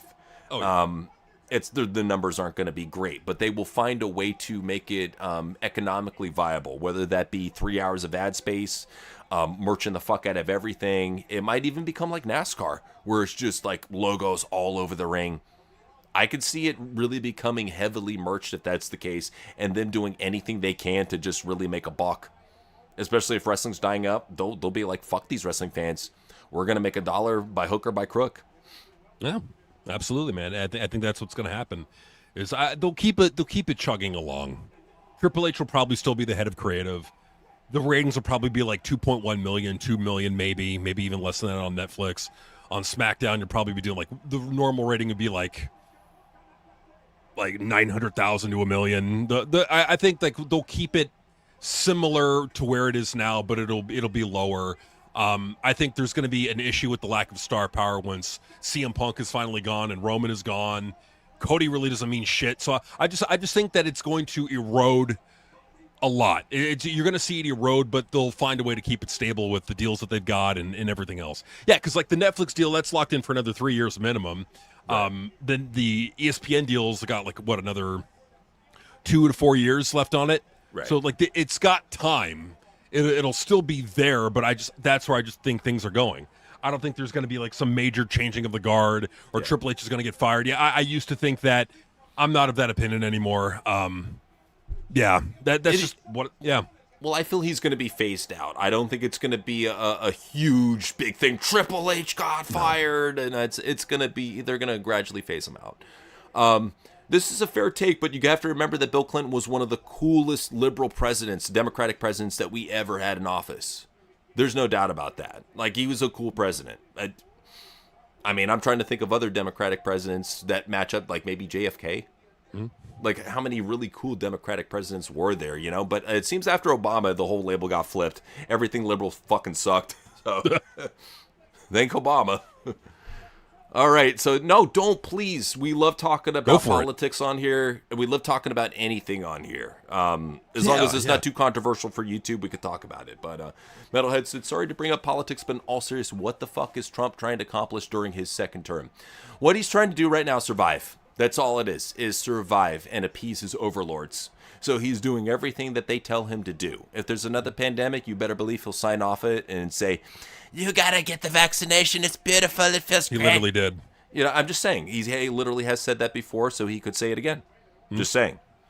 He's trying to keep his job. That's what it all comes down to. I'm sorry. Yeah, well, he's really doing what he's being put in there to do. I mean, he's nothing more than a puppet in my view. So, like, all the things that he's doing because it's what the elite, like, and that's the thing, man. It's like Bilderberg group meetings are still happening. Bankers, politicians, celebrities, you name them, are still getting together and meeting in secret at Bilderberg to set the agenda for the world. That has not stopped just because Trump is president. I really hate how, like, what I loved about Alex Jones is that he would go to Bilderberg, actually go there and bullhorn the people that were going in there. And then as soon as Trump ran for president, he completely stopped doing that. He would mention Bilderberg every once in a while, but it was never the major focus that it used to be. How can anybody grift for Trump anymore? That's what I don't get. Right. Because trust me, we've known people that grifted hard for Trump. He's going to change. He's going to make change. Where did that get you? Like, that's the whole thing. Never kiss the ass of a puppet. Because at the end of the day, these presidents, it doesn't matter if they're Democratic or Republican. They will always do what they have to do to keep their office spot. They will always do what they have to appease their overlords. They don't care about appeasing the people. That's why the economy's in the shitter. That's why gas prices are super fucking high. That's why we're getting, allegedly, since we're on YouTube, tainted beef from Argentina. Allegedly. Rumor. Politically the war of ideas. Yeah, it's like, that's why we're getting what we're getting right now, is because he's just trying to cut a deal. That's what you have to understand about a guy like Trump. He's a businessman. When has he not been a businessman? Look at the Trump empire. When has he not been a businessman? Just saying. Well, the thing about, like, being a businessman, like, well, it's like, and he's tied in with the elites, and he has been for decades. He would not have what he has now if it weren't for having those elite ties, those elitist ties. So he was never going to, like, stab anyone in the back. And for, like, any Trump supporter out there, I would just ask you, how many people has he arrested from the deep state? Well, and just you heard, I mean, I'm not sure if you heard, I had to clip it. I sent it to my account for Question News for when we eventually have that. But they said that they will not prosecute anybody in the Epstein files or disclose names. We already knew that. But they had to actually put it out publicly. So, in other words, he's protecting criminals. And nobody's going to hold him accountable. You'll still have all these, Trump lovers always loving him and supporting him. This is a president who used to say lock up Hillary when he wasn't in office. He hasn't even tried to lock her up. No. He's probably chilling, drinking margaritas with her right now. That's the thing you need to understand, is they're all friends behind the scenes. You need to understand that politics, I hate to say it, are faker than pro wrestling. Oh, yeah. Because all those people, they're bigger buddies behind the scenes than these wrestlers are. Just saying. No, they are. They really are. So let's talk, like, real quick. Sure. You know about the midterms, right? You know what that's all about? Go for it. Okay, so like the midterms, like, basically they're coming up in November. That basically, if it goes a certain way, the Democrats will have control of the Congress and the Senate. Let's talk about that. Yeah. So, I think, me personally, I think that I do think the Democrats are going to win the Congress. I mean, you look at the polling, that's where it's going for them. But, like, there's pretty much consensus in that regard. I think they have a much smaller chance to take the Senate. But even if they take both, me personally, I think that they're going to be largely like, yeah, it's like they could subpoena all the Republicans and the administration they want. They're not going to comply. What the fuck do you do if they don't comply and the Supreme Court sides with Trump? What the fuck do you do? Nothing. So it's not going to matter at the end of the day. Like, that's the thing. That's why politics, at the end of the day, the corporations get what they want. They make out like bandits. We all get fucked. Well, and that's all that matters at the end of the day. You made a great point right there at the end. Keep that in mind about corporations. So you see this in movies all the time, especially in the future. What happens? Corporations are tied with the government. They're already letting you know what they do on the down low. There's a reason why you heard the rumor about the big six media that control everything. Because it's all connected. Whether it be entertainment, religion, politics, government, it's all connected in one way, shape, or form. And they all have to play ball and they all have to work with each other. That's just how it is. On the down low, that's why these Mason meetings happen. That's why these people get to these high spots. That's why Triple H keeps his job. That's why Cody is the top guy.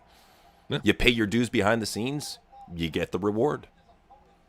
Well, and that's the thing. I want to get across to people. It's like, I know you want to believe Trump is gonna, tear apart. Like that he's this like awesome fighter because he's funny and he's got charisma, and you want to believe he's gonna fight the deep state. I hear you, man. In fact, I was one of you back in 2016.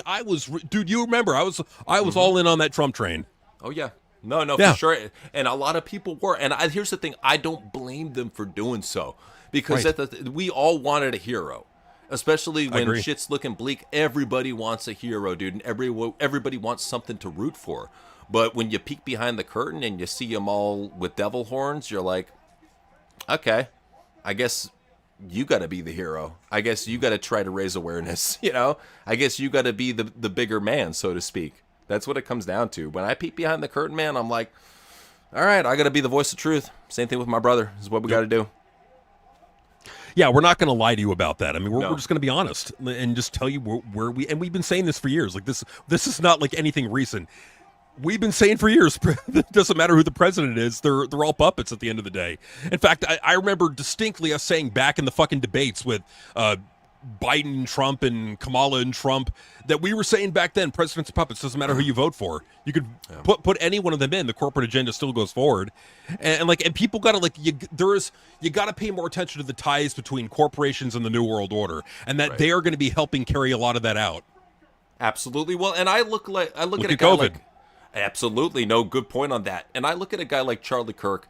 What he is he's controlled opposition. He's a lot like a Jordan Peterson, or a lot even like an Alex Jones, a guy who they control to put out hope, kind of like what Trump in the beginning, to put out hope. And don't get me wrong, Charlie Kirk, he made a lot of good points. Jordan Peterson has made a lot of good points.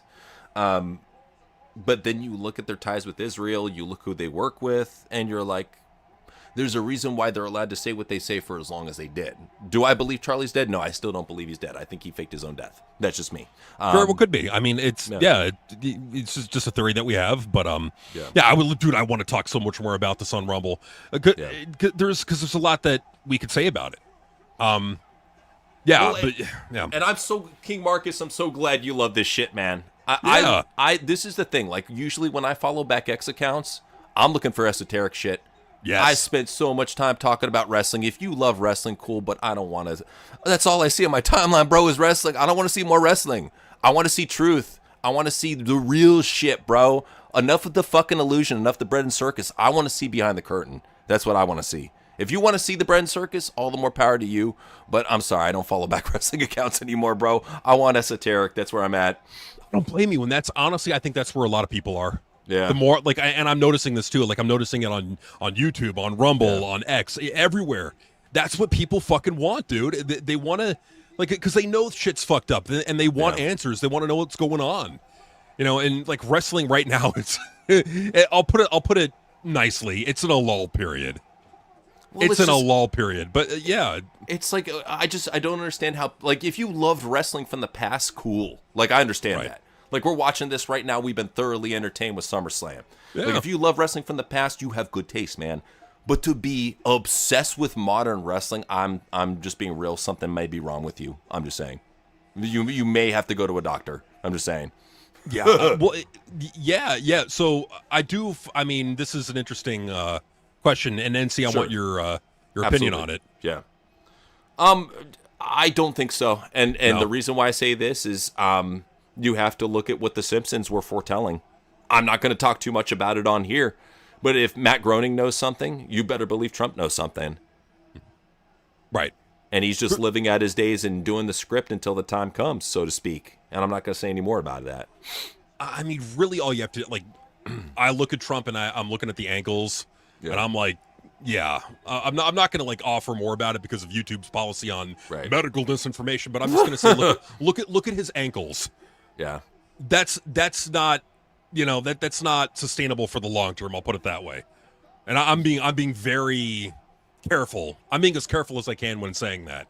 Well, that's a big reason, too, why we really like doing our Rumble podcast, and we would really like for you guys to come over, whether we're talking about wrestling, politics, conspiracy, whatever.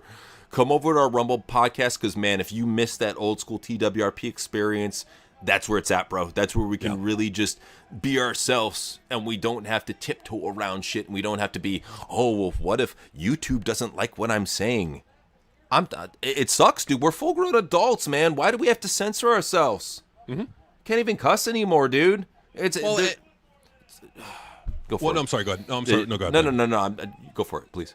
Well, and it's only going to get worse. Yeah. Like that's the thing is like, so about this whole like YouTube thing where they're adjusting how they count views. The only reason why they're doing it is because they're trying to pad the numbers to make it look more attractive to advertisers. But advertisers are not stupid. They're gonna know that these are padded numbers and they're not really engaged views. The engaged views are still going to go by the same metric for monetization. So that's not changing. So and the advertisers are going to know this.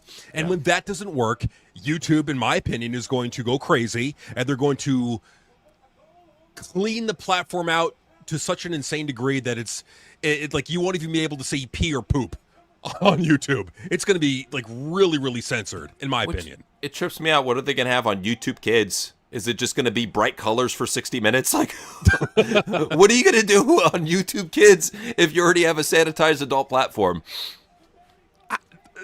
Seriously, like I don't know what you do, because if you're in the, I get what Neil Mohan is the CEO of YouTube. Like he's in the position that Susan Wojcicki was in when she was in, and can you right believe now it's worse under him than her? Oh yeah. Well, and I'll tell you why. It's got everything to do with ad dollars, because YouTube is very expensive to run, costs a lot of money for the servers and all that to run them and maintain them and all that. To maintain profitability, you got to bring in more ad revenue. And the only way you bring in more ad revenues, you could do what Neil Mohan is doing, and you could pad the numbers by changing it so that a view now counts as the first frame of a video. But that's not going to work, and people are going to catch on. And I think that what they're trying, and then the whole like update in February is that they're trying to. The real reason why they're, in my opinion, they're bringing it up to 8,000 watch hours is because they want more long form content and more engaged viewers. So they want to make sure that the content you're putting up there is really engaging viewers, and so more advertisement on those videos. That's what they're planning, but that's not going to work. And so when it doesn't work, I think they're going to go scorched earth on the platform and sanitize it completely, and you're going to see a lot of channels just wiped out. Any profanity whatsoever at all, gone. Overnight. Well, that's why we're really trying to focus on Rumble right now, because we're smart enough to see the future. We're smart enough to know where things are going, and it's not a conspiracy theory. We know where YouTube is going from a year from now. We know where it will be. That's why we're planning ahead. And that's why other people can call us fucking conspiratards and all this other shit. This is our forte, man. We see things ahead of time, whether it be wrestling, whether it be what's going on in society, politics. This is our forte. We look to the future. We don't look at the present, because everybody else is. but like even like you look at like the past actions on YouTube. Yeah. When have they ever really done anything for the content creators to make it easier and less stressful? Well, it's only tightening up. That's the thing, is too. And if you're part of the YouTube partner program, let's talk about this more on Rumble. Let's really get into this on Rumble tomorrow. So, for sure. Question everything on data centers. That would be a good one, man. Here's a crazy one let me just talk briefly about this. So I was watching a video, and there's this guy that was talking about his friend that lived over in Kentucky. And right now they're turning Kentucky into pretty much a big data center. So he lives over in Kentucky, and he notices that they're building by his property, and he told his friend multiple times. He said, no matter what, I'm never selling my property ever. I'm never selling my house to them. They could take it over my cold, dead body. This is my grandmother's property. So he goes ahead and he ends up calling up his friend one day. It's like 3 years later, calls him up. And he sounds the same, but he sounds different. And he's like, yeah, man, I didn't tell you. I moved to Puerto Rico. Yeah, I'm not there anymore. He's like, so you sold your house? Like, yeah, I got a good living now. I'm living out in Puerto Rico. I'm having a great time. And so he looked into the AI company that bought out property and bought out his friend's house. Come to find out that they're part of a new service in AI where they take your dead relatives' photos, audio recordings and all this, and they recreate it so that you can call this dead relative and have conversations with them. So what he was having a conversation with was with his dead friend in AI. That's where they're at right crazy. now. Yeah. It's crazy, man. That's where it's getting, and it's already there. And that's the thing too. Like, if you ever get be very careful about answering phone calls from people you don't know, because a lot of them. Right. Well, go ahead and tell them what happens, or what could happen. Okay, so this is the one thing. If you see a call from a number that's unknown or potential spam, don't pick it up. Let it go to machine if need possible. If they really want to get a hold of you, they'll go to machine or they will text you. And yeah, what happens is as soon as you pick up, they start recording your voice. And from there, what they could do is they could take that voice and they can replicate it. And they can go ahead and get your social security, get all sorts of personal information about you, man. Very weird shit. It is, man. I mean, they can steal your identity. They can do a lot of havoc on you. So just be very careful when answering those unknown phone numbers, man. Yeah, no, for sure. Sociologically speaking, there's a cause and effect to everything. There's a lot of interconnected web of relationships in society and rest of the world. And that's what we really try to expose, is the more that people look into everything, it's all connected. That's our big thing on Question Everything. When we do our streams, we just try to show you all the connections that are out there with all the stuff that you see on a regular basis. You'd be surprised, man. Especially when you go down the rabbit hole of certain entertainers, and you for one, you check out the King tattoo. Have you ever heard about that one? No, tell the. Okay, so go ahead and tell the. Yeah, LeBron's got a crown tattoo on his neck. A couple other celebrities. What is it? Chris Rock, first tattoo he's ever got in his life is the crown tattoo, and just recently CM Punk got the crown tattoo on his neck, and it's basically saying you're a part of the club. Yeah, that's what they'll do is they'll find ways to identify with each other and let them know, hey, you're a part of the club, me too, cool. Which makes me kind of wonder if they have other plans for CM Punk outside of wrestling, is what I'm thinking. I think they do. I really think they do, and I think that's why he is. He's been in more Hollywood productions, and he's really been used more in Hollywood. I think that He's doing a lot of work behind the scenes, man. This old man is busting his ass like a fucking old retarded Mark and busting his body for no fucking reason. So yeah. Let me ask you a question. Sure. Go ahead. I'm sorry. Please. No, you're good, man. Oh, okay. Just Prime said, I like Julia's latest selfie. Okay. JC, do me a favor and put that on the screen when you get a chance. I got to take a look at this. Yeah, which one is it? Is it this one? Let's see if I got it here. Okay. She's a pretty girl for sure, man. Is it that one? Okay, yeah, I could see the Asian Gwen Stefani right there. Now she looks good. Yeah, very pretty. Okay, that's a way to do it. That's definitely a way to do it. Butterfly tattoo as well, definitely, for sure. Yeah, right now I got a beardy. Her name is Flamita, and yeah, she's not as friendly as Blue. We got her from a friend who was moving. They need to give up their beardy, and truly really missed her beardy, so we took in the lizard. Yeah, she's a good lizard overall, though. There was one messed up thing though. She had these front door on her cages, and this is before we got a lock on it. And the cats found a way to open it, and while we were gone for 30 minutes, they pulled her out of the enclosure and were surrounding her under the bed.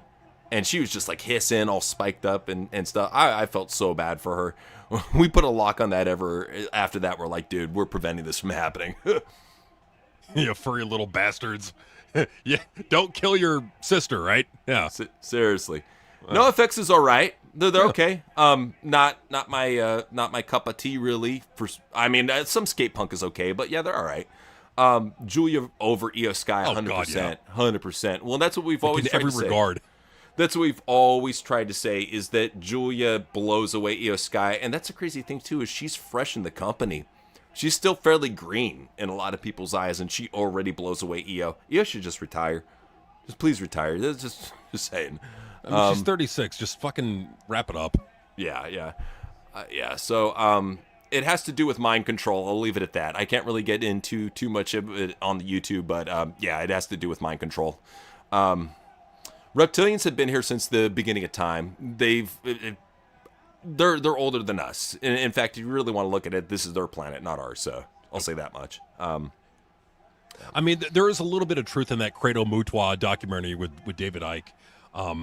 Like a lot of it is just not true, like filler made up bullshit. Yeah. But there are little bits of truth in there.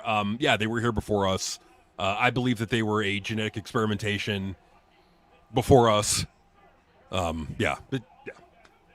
Well, it's a crazy thing we can talk about more on another channel. But did you guys see Royce Key's repackaging? I swear your conspiracies of Nia and black dudes is kind of show on screen. I think honestly, dude, I think he's just a cuck, dude. I think it's a fetish for him. I think on the download, Triple H has a humiliation fetish. I love it. I love getting it made fun. I just love it when Tina P makes fun of me. Well, I bet he does. I think some people do. Some people just have cuck or humiliation fetishes where they really get off on this type of shit. They get off on the attention, whether it's positive or negative. So, just saying, man, it's not too far off to think. And you got to think, too, being a wrestler for that long, you got hit in the head a lot of times. Something's going to go wrong. Just saying. He got hit in the head and then he turned into a cuck. I mean, it happens, you know? Yeah, no, for sure. Is the serpent from Genesis a reptile? Yes, it is. Well, then that refers to Lucifer. Talking serpent. Yeah, the talking serpent. Yeah. Yeah.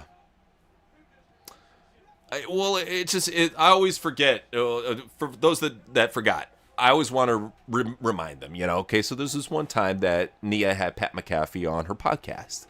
And, was it? He had her on his podcast, and he's like, so does it ever get to, the people talking bad about you and doing the voices? And she's like, it's just noise.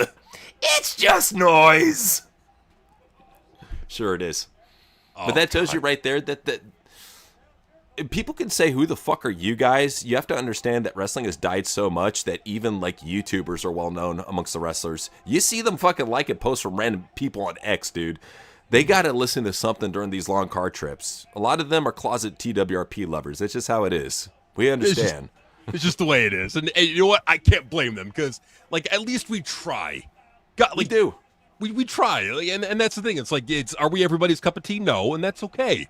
But at least we try.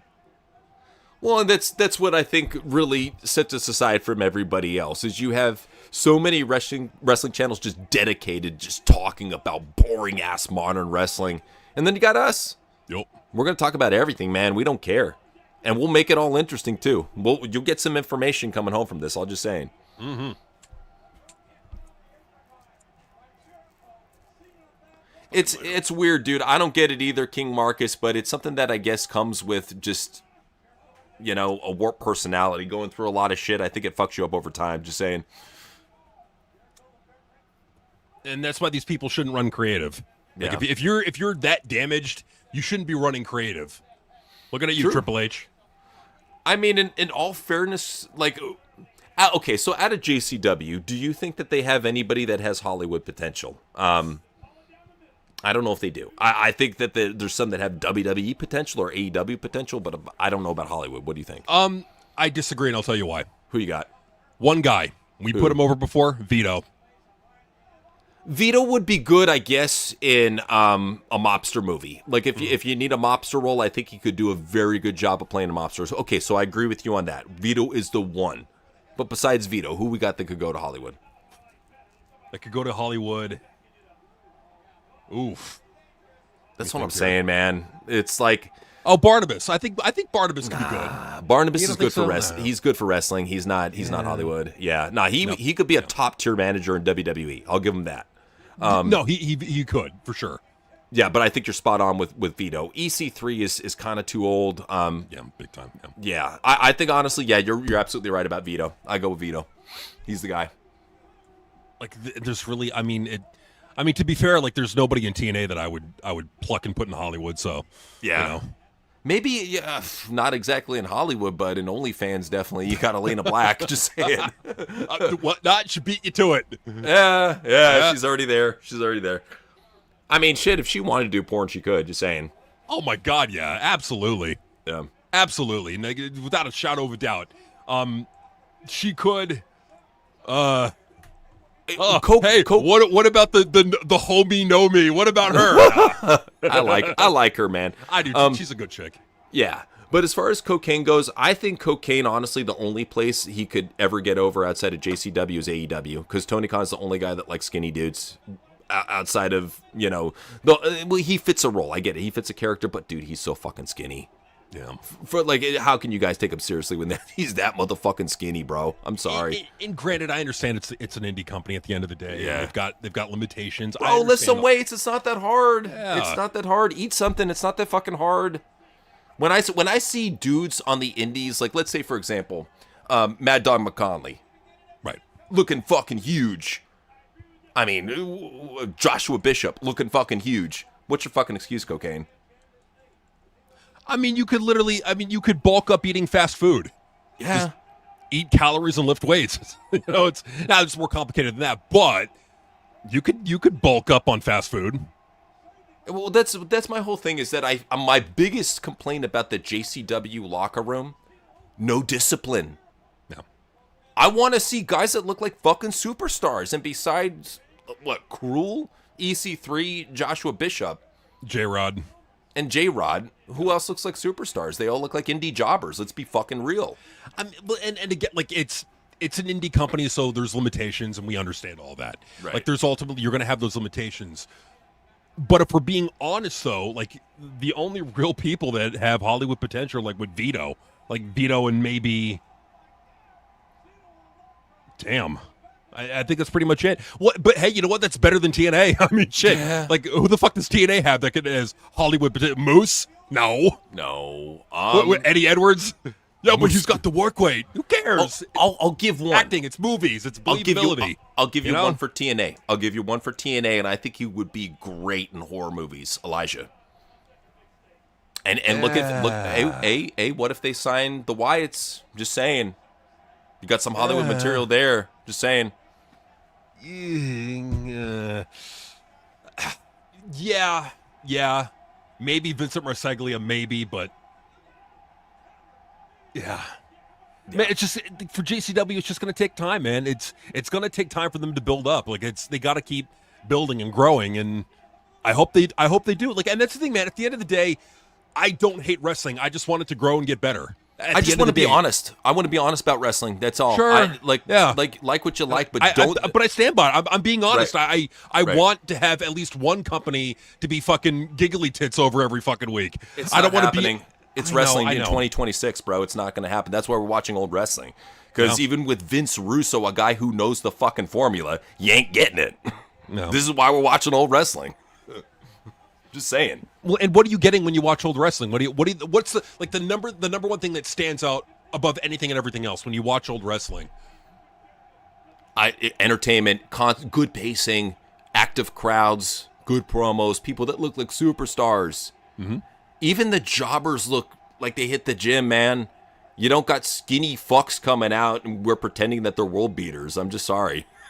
Yeah, it's just where the industry is now, just due to who got in and where the standards have been. And honestly, a lot of this is just the fucking knock-on effects of, Triple H and who he brought into WWE. And it's true. As goes WWE, so goes the rest of the industry.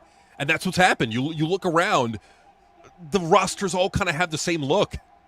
No matter what company you're looking at. I mean, yeah, they have different characters and they're different people, sure, of course, but they ultimately kind of look the same. And they're all like bland at best on the microphone. Well, and that's why, like, yeah, we're checking out old wrestling because, like, you go to most of these companies, and I'm gonna be real, they're cosplayers. You see so many fucking cosplayers nowadays, and people with unoriginal gimmicks trying to pass it off as their own, man. When you're just a cosplayer or you're just a fucking parody act, that's what it comes down to. It's ultimately what it is at the end of the day, and you don't want it to be that, but that's what it is. But yeah. This is a very interesting conspiracy theory that they're purposely ruining wrestling. I think it might be a situation that's believable, especially with Triple H holding on to power as long as he did. They're like, dude, this guy's good at ruining wrestling. Keep him at it. Hell yeah. I mean, it's possible. It's possible that they could just be doing this on purpose to create a reason to get him out of there. I don't know. I mean, it's anything is possible. Yeah. I don't who knows. I mean, who knows what the plans are behind the scenes. I just think that right now, every company has just they're held captive to what's left of the wrestling audience. I think a lot of the casual fans just left. That's why I can't get mad at people when they want Vinnie Mac back. I'm like, dude, I get you. You guys are fucking desperate right now. You want something. You want some sort of hope. I get it, dude. And yeah, VKM also has his cuckold fetishes too. Like, this is what you have to understand too. The more you understand about the esoteric societies, these secret societies, and the more you understand that people go down the rabbit hole when they gain power in these societies, they get fucked in the head. They get weird sexual fetishes. That's why you find a lot of these elite people. Not saying any of the ones we're talking about on this stream. You find out some of them are PDF files. Just saying. Weirder sexual perversions, and it kind of ties back to that one South Park episode where they were talking about when you're so rich, you look for the craziest thrill, so to speak. You have to wonder maybe if it's something like that. I don't know. I think a lot of it just comes from the demons fucking their heads up. For sure. Yeah, I agree, man. Yeah, I agree. Real quick, do you want to talk, since we got some time? Yeah, go for it. What do you? Do you want to talk about? Because I'm seeing people talking about this, and I really want your opinion on this. Yes, I'm seeing people like they're saying, okay, well, like I'm trying to get back in touch with Christ. True, Cornette does have his weird fetishes. Goddamn. Well, I see people talking like they fast, they pray, and God is not answering their prayers. And I want your opinion on that. Like, what do you think is going on there? Well, I think God likes to test people, and he likes to test their connection with Christ. And the big thing that you have to realize, this is why I've done 3 fucking videos on spiritual talk for being grateful, so I could really drive the fucking point home, is that you have to be grateful. You have to look at everything that God gives you as either a learning lesson, something you can learn from, or something that can benefit you, or something that you can use to transcend into something else. Anything that God throws your way, always ask why this happened. Usually you get the answers to your questions if you do a deep meditation.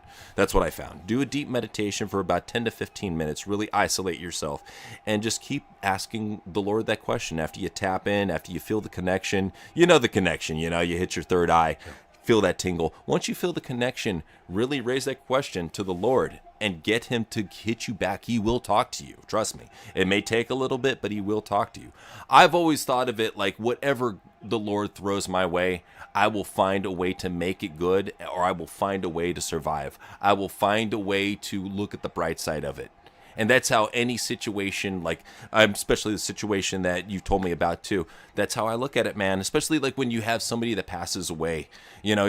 Coping is hard, dude. Coping is very hard. Our grandma meant a lot to us, dude. She was a very cool grandma. And then even little Peanut passing away, great little dog, man. And it's very hard to cope with that. And you a lot of times you just ask God, why? Why'd you take this person away from me, And you had to realize it was their time and that they're still looking over you. A lot of those people, you don't understand, if they pass away and they were close to you, what they become is they become guardian angels. They still have a point in your life and they still look over you and watch over you. If you ever want confirmation of that, go to a good psychic, man, and get them to actually look at your house and see who your guardian spirits are. It's crazy, man.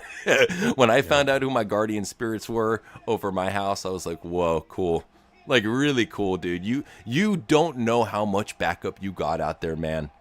You don't know. You don't know how much this universe wants to root for you. You just got to trust in it, man. And that's the thing, too, is like we've talked about before, is the synchronicity. Once you truly get in touch with the universe, you start seeing that synchronicity more. It'll get to a point where, man, you hear a song.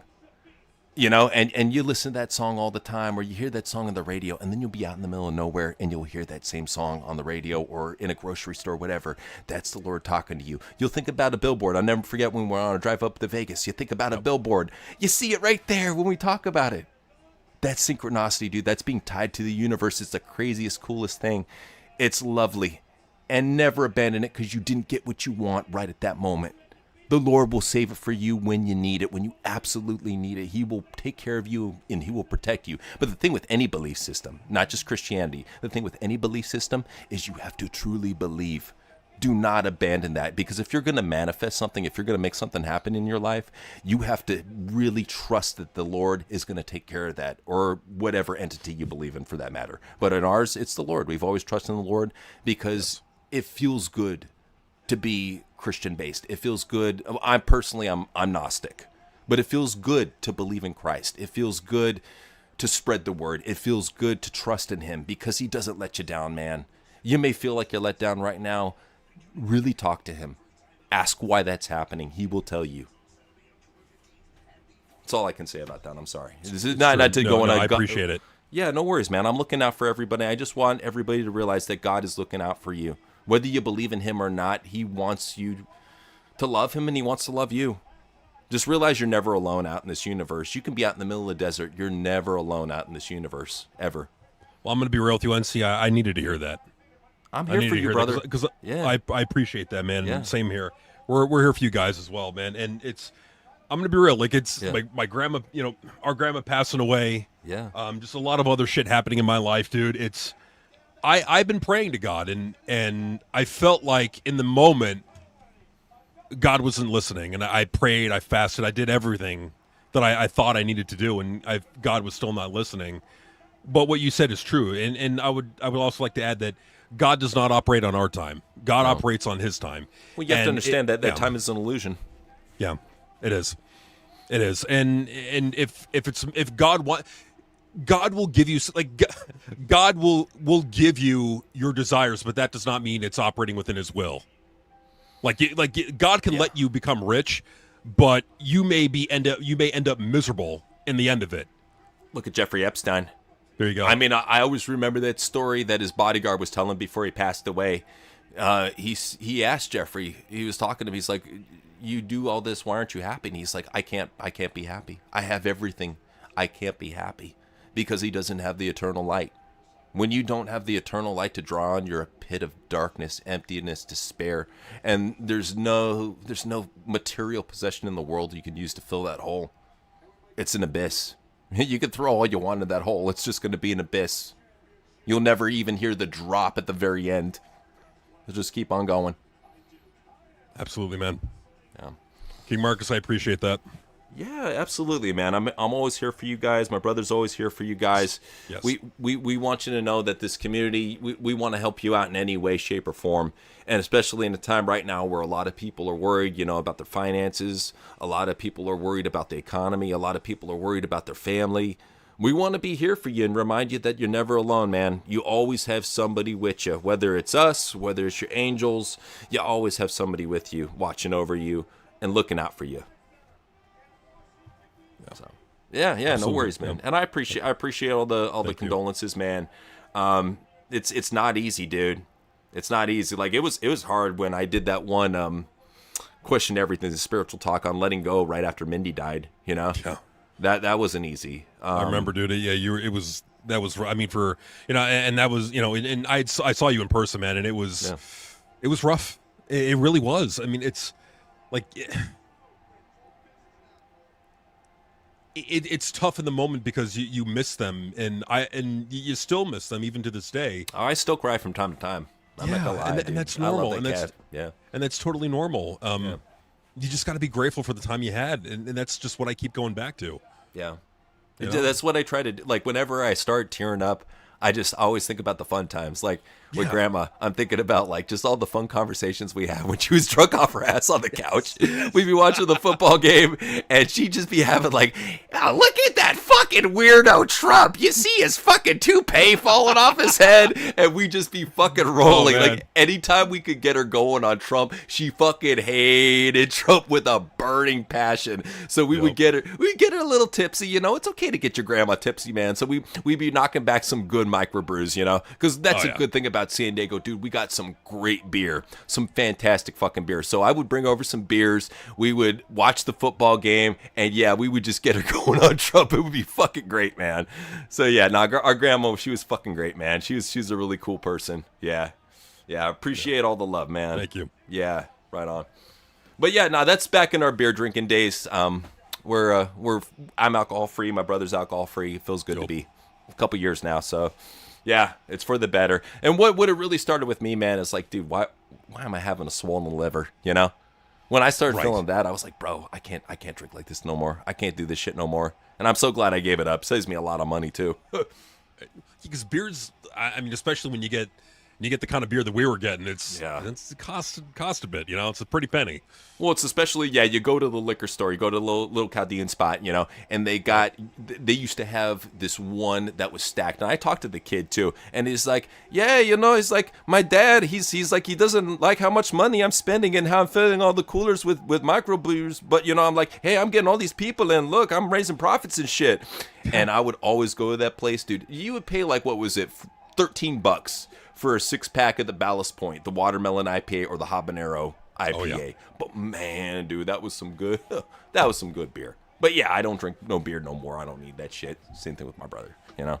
Yeah, no more Santa's Little Helpers. Those are good, man. Yeah, those are good too, especially during the winter, man. Ooh. You know, on a nice cold winter night, you knock back a 9%, hit you on your ass. But you're right, man.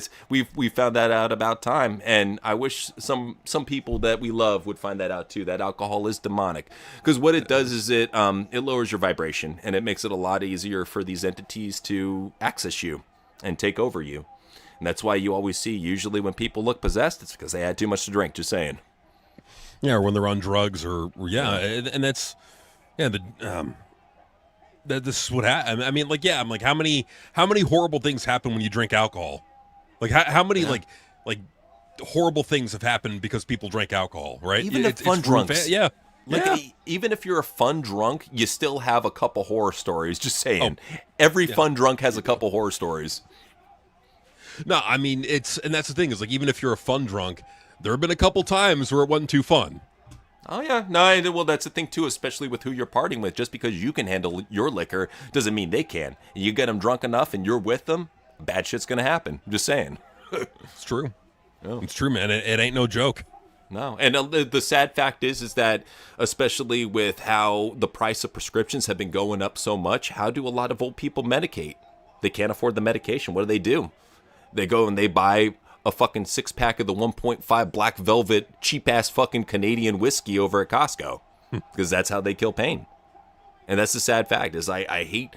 I'm sorry if this whole fucking YouTube podcast has pretty much been about Trump, but damn, man, you see all the shit he does, and I can't see how anybody can put that guy over. And that's the sad thing, too, is just because we're right-wing, people call us Trumpers all the time.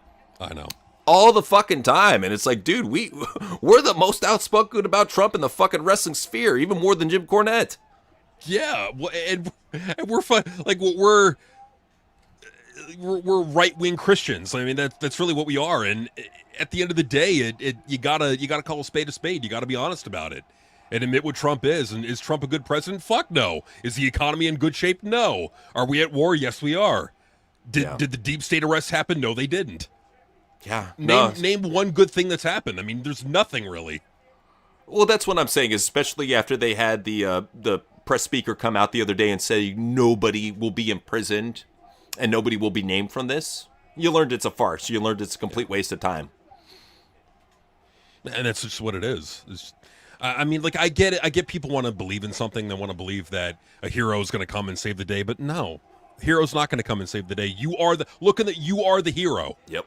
That's what I think the Lord wanted us all to get at the end of the day, is that I hate to say it's kind of like that Tool song, you know, mom's going to fix it all soon. Mom's going to put it back all the way it's supposed to be. You know, that's how a lot of people think, man. You got to be the change that you want to see. That's what it comes down to. If you want to make a change, man, tap in with the universe, make that fucking change, manifest it.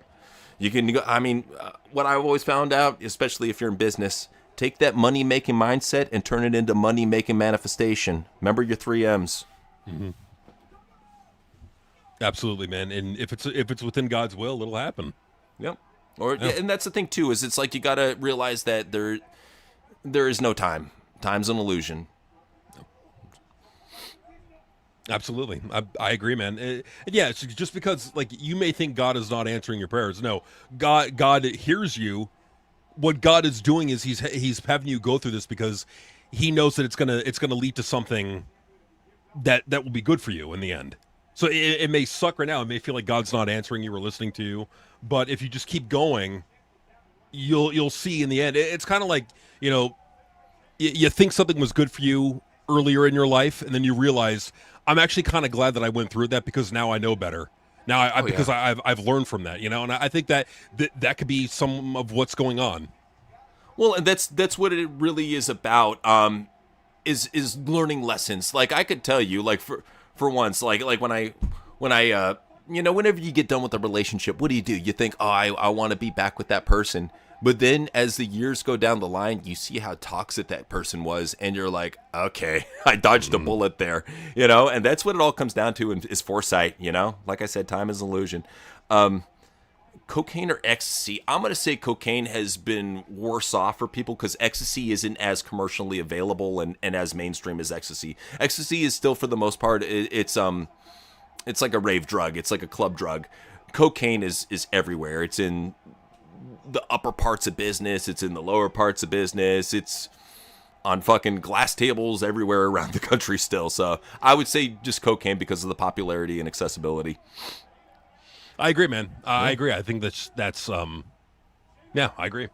For sure. I'm having this back and forth whether if I'm right with what I want. What advice would you guys give? Well, no, here's my whole thing, Christopher. Like, I would really hope more than anything, if we state our opinion on something, don't... hold up, man. Before you leave, let me explain this to you. Let me just hold up real quick. What I would say to you is I would say your opinions are your opinions. We'll just give our opinions on something, and we wouldn't ever want you to think anything differently. All we're trying to tell you about certain companies, whether it be TNA, JCW, is like them for what they are, but don't overblow them out to be the next big thing or whatever. If you like it, that's cool. Right. And once again, don't let our thoughts about how we feel about a certain company reflect on you. You like what you like, man. If you like cocaine, cool. Like I said, I've said a lot of nice things about JCW before. I like Vito. I like The Outbreak. I like J-Rod. I like Josh Bishop. I like Cruel. I like Russo.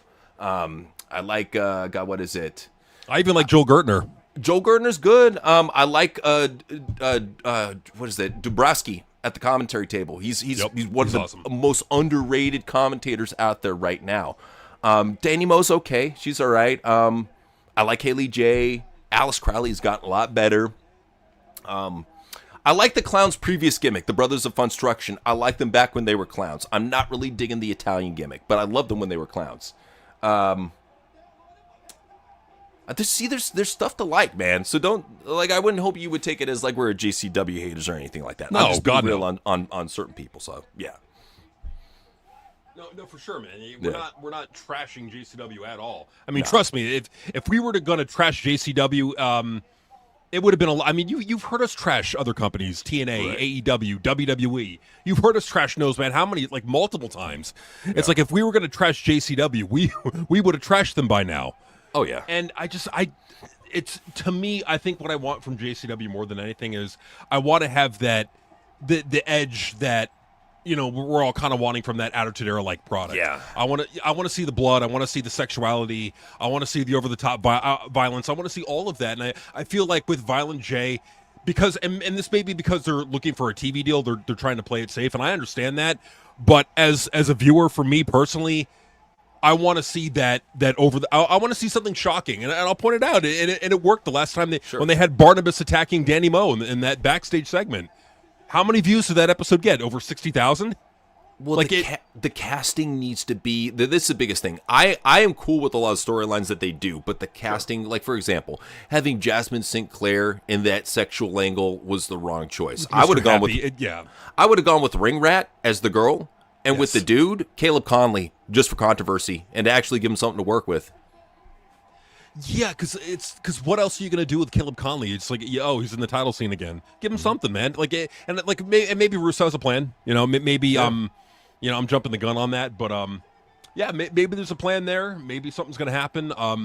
You know what I'll say? Okay, I'll say something positive about JCW right now. Here it is. I have noticed changes to the product. I'm not saying that it's because of us, but I will say that whenever we would say something about the product or rant about it, you would see some of those changes implemented in the product. Vince listens.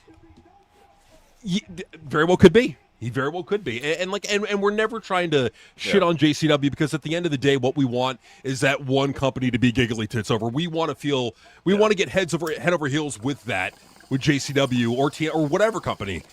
And right now we're looking at JCW. They got the opportunity there. They just got to up the edginess, up the sexuality, up the violence, up the shock factor, and minimize this. No offense, and minimize the stupidity. The whole thing with Mr. Happy and Jasmine. I'm sorry, I'm a grown adult, dumb, and I'm a grown adult, and I'm watching that, and I'm thinking, come on, man. But it's just it's all about the if that were Caleb Conley and Ring Rat, at least they're two young people. I don't want to see them fuck, but if they did fuck, I can understand why. Nobody wants to see Jasmine St. Clair and Mr. Happy fuck at all. Nobody wants to see that. It's not funny either. No, and I'll give Vince Russo credit. So I think Vince Russo wants to put himself over as this comedy writer. He enjoys the comedy. Vince Russo, I'm saying this to you right now. Vince Russo, if you are listening, you are an underrated drama writer. That is what you do best. All of the good stuff that you wrote in the Attitude Era and even in TNA was the drama stuff. The stuff with Barnabas and Danny Moe, fantastic.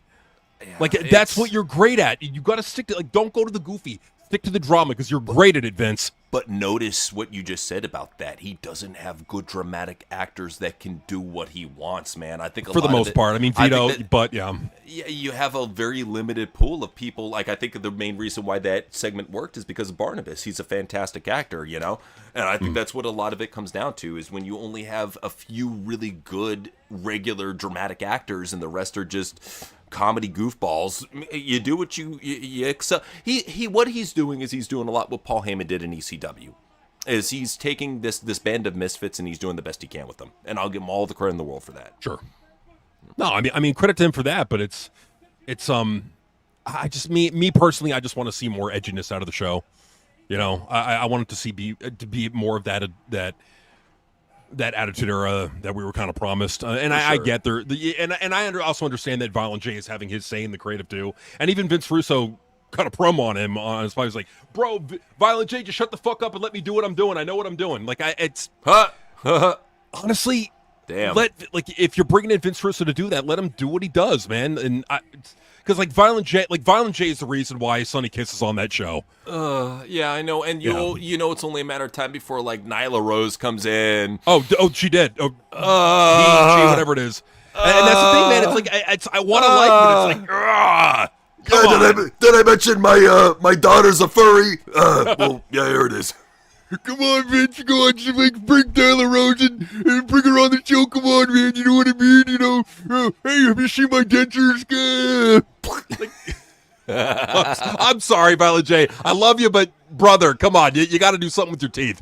I love the man. I love the man who he used to be. I'm not a big fan of the man he is modern day. It's just, it's just so soft. It's so He's trying to make the Juggalos into a liberal friendly bullshit. I don't get it. As far as you guys not liking Trump, at least you guys have your reasons. The libtards hate him for clicks and likes, but you guys keep it real and explain those reasons. Absolutely. I appreciate that, Hot Man. That's how we are, man. We're fucking real about this. Thank you. We don't just hate on a politician simply because it's the cool thing to do. we'll state why we don't like them. And specifically, because you'll ask all these motherfuckers, what did Trump say that was racist? And they'll be like, yeah, he doesn't like Mexicans because he put up the border and he waiteth. Okay, well, why is he racist? Oh, but he's racist because he's rich white guy. And they don't have anything else to say. There's no expansion on it. With us, we will expand on literally every reason why we don't like Donald Trump. Yeah, well, and it's not to like, if you guys like Donald Trump, I'm not shitting on you personally. Yeah. I'm just saying what we don't like about, like again, he said he was anti-war, he went to war with Iran, and that's fucking up the economy. He said he was going to lower gas prices, didn't lower gas prices. Said he was going to lower food, day one, didn't lower food prices, day one. Said he was going to end the war with Ukraine and Russia, day one, it's still going on. He said he was going to expose the Epstein files, literally like made sure that almost every page was entirely redacted and covered up. We still haven't gotten the Epstein client list released. He went after Thomas Massey and what's her name, Marjorie Taylor Greene and Nancy Mace over like leading the charge to release the Epstein files, and literally was the reason why they all got kicked out of Congress. Like, what the fuck is there to support? I have multiple reasons, and all of them are he's not doing what he fucking promised. He's doing the literal opposite of what he promised. Pretty much. And that's all we ask about JCW is just be real about it. Like, because that's the thing about TNA. We love TNA, but we realize it's goofy clown we rip shit. it up. That's the one that, guys, more than anything, like, please don't ever be offended. Like, you should be able to like something and rip it the fuck up at the same time. Except for us, we're cool all the way around. But I'm saying, no, you should be able to watch WWE, JCW, or TNA and be able to like some shit and hate some shit. There's no perfect company. I'm sorry, it does not exist. But what you can find is your favorites from every single company out there. Even WWE is doing stuff that's cool right now. Right. Like, that's the thing is, I can't completely shit on any company out there because it's all different forms of shit. Yeah, there's some good stuff here and there, but there's no perfect company, and there never will be. At least for not some time. You're gonna have to give it some time. Say that much. Well, the one thing that I would say is that, and we've been consistent on that. Like we've said that there's bright spots in AEW. Like Tony Storm is a bright spot, Harley Cameron's a bright spot, MJF is a bright spot, Bobby Lashley's a bright spot, MVP is a bright spot. We've said that. I mean, shit. Like, who am I forgetting? Tekla's a bright spot. Like, there are bright spots in that company. Even though we shit on AEW, there are bright spots in it. WWE, LA Knight is a bright spot. Right there. Like, so, like, there's bright spots in every company, and the same thing is true with JCW. But I feel like if JCW is going to grow like how you want it to, we got to be real about it. Like, it's like if your football team sucks, but you know they have potential, sucking their dick is not going to help them get better. What's going to help them get better is to do what the Eagles fans do to their fucking team. Let them have it. And that way they feel pressure, and that way they then got to up the ante. And the other credit that I will give to JCW is they are upping the production. I will say that. It's crystal clear that they are. And so good on them for doing that. But creatively, we I got to get your opinion real quick on something because it just reminded me of it. Have you seen how fucking Tiffany Stratton is trying to look like Cardi B? She got the fucking deep tan going now, and she got the pink hair. Hold up. We got to show you guys. Like, Tiffany Stratton is literally turning into Cardi B. It's fucking crazy. Doing it now. Right now. While you're doing that, Culture Vulture was saying, when I pray, I firstly ask for forgiveness for any wrongdoings, then give thanks for what I have been granted, and then lastly ask for things I wish for. Is there anything you guys would change? I would say for anything that you wish for, since time is an illusion, what I would have to say right now is you have to really put it out there that you already have that. That is already in your possession. You have to feel it, you have to touch it, you have to smell it. That's the best thing to anything about manifestation, is you have to actually make it a tangible reality, or bring it as close to a tangible reality as you possibly can. So whenever you, like, let's say for example, instead of saying, dear Lord, I would like this job, it would be great, can you please give it to me? Say, dear Lord, thank you for that job that you gave me. I'm enjoying it so much. I have a great time at work. My managers are cool. My coworkers are cool. The customers are cool. Everything about this job is great. Thank you so much, Lord. You have to put it out kind of like that. That's the best way. So I would just say whenever you put something out into the universe, always present tense. You got to act like you already have it. Absolutely. And like, God can give you what you want. But in giving you what you want, it may make you miserable. Like, that's the thing people got to keep in mind, is that, right, like, it's like you may get what you want, but you may fucking hate it within a year. Whereas God could give you something that you may not know you want, you may hate at first, but you meet cool people and you form these lifelong friendships, and maybe you meet your future spouse. Who knows? Like, and that's the thing about it, is that, like, just because something looks like shit right now doesn't mean that there isn't a blessing tied to it. Oh yeah, and that's how I look upon everything, man. Even if there was something bad, like people will look back to a bad relationship and they'll be like, "This relationship fucking sucked." I would say to you, look at all the red flags you learned.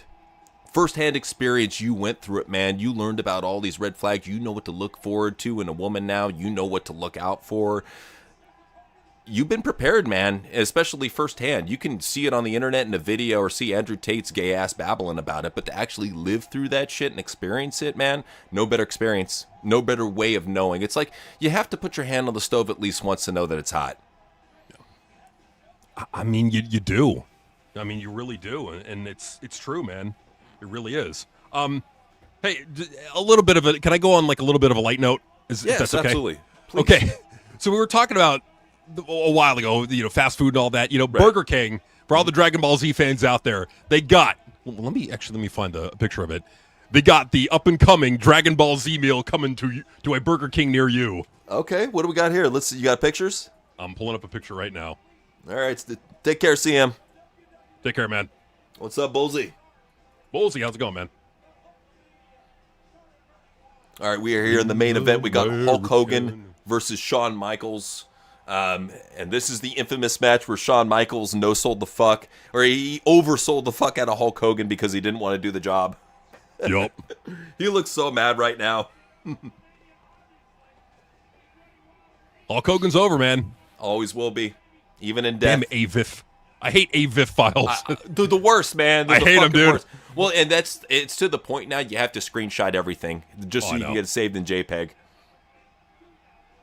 It's like cool. I found the perfect picture. Ah, fuck! It's a Photoshop file. I'm like, bastards. Honestly, breakfast is one of my favorite dinners. Yes, what's good for you? I'll say breakfast for dinner. Just saying. Okay. So wow. Yeah. Okay. All right. This. Well, cool. they're gonna have like a collector cup with it and all that shit. So. Oh man, if you're in the type to sell that shit on eBay, you can make some money with that. Just saying. Honestly, and that's the thing. Like a lot of people are doing is like toys from the early 2000s. They're selling for, some of them are selling pretty good now, like for a pretty decent price.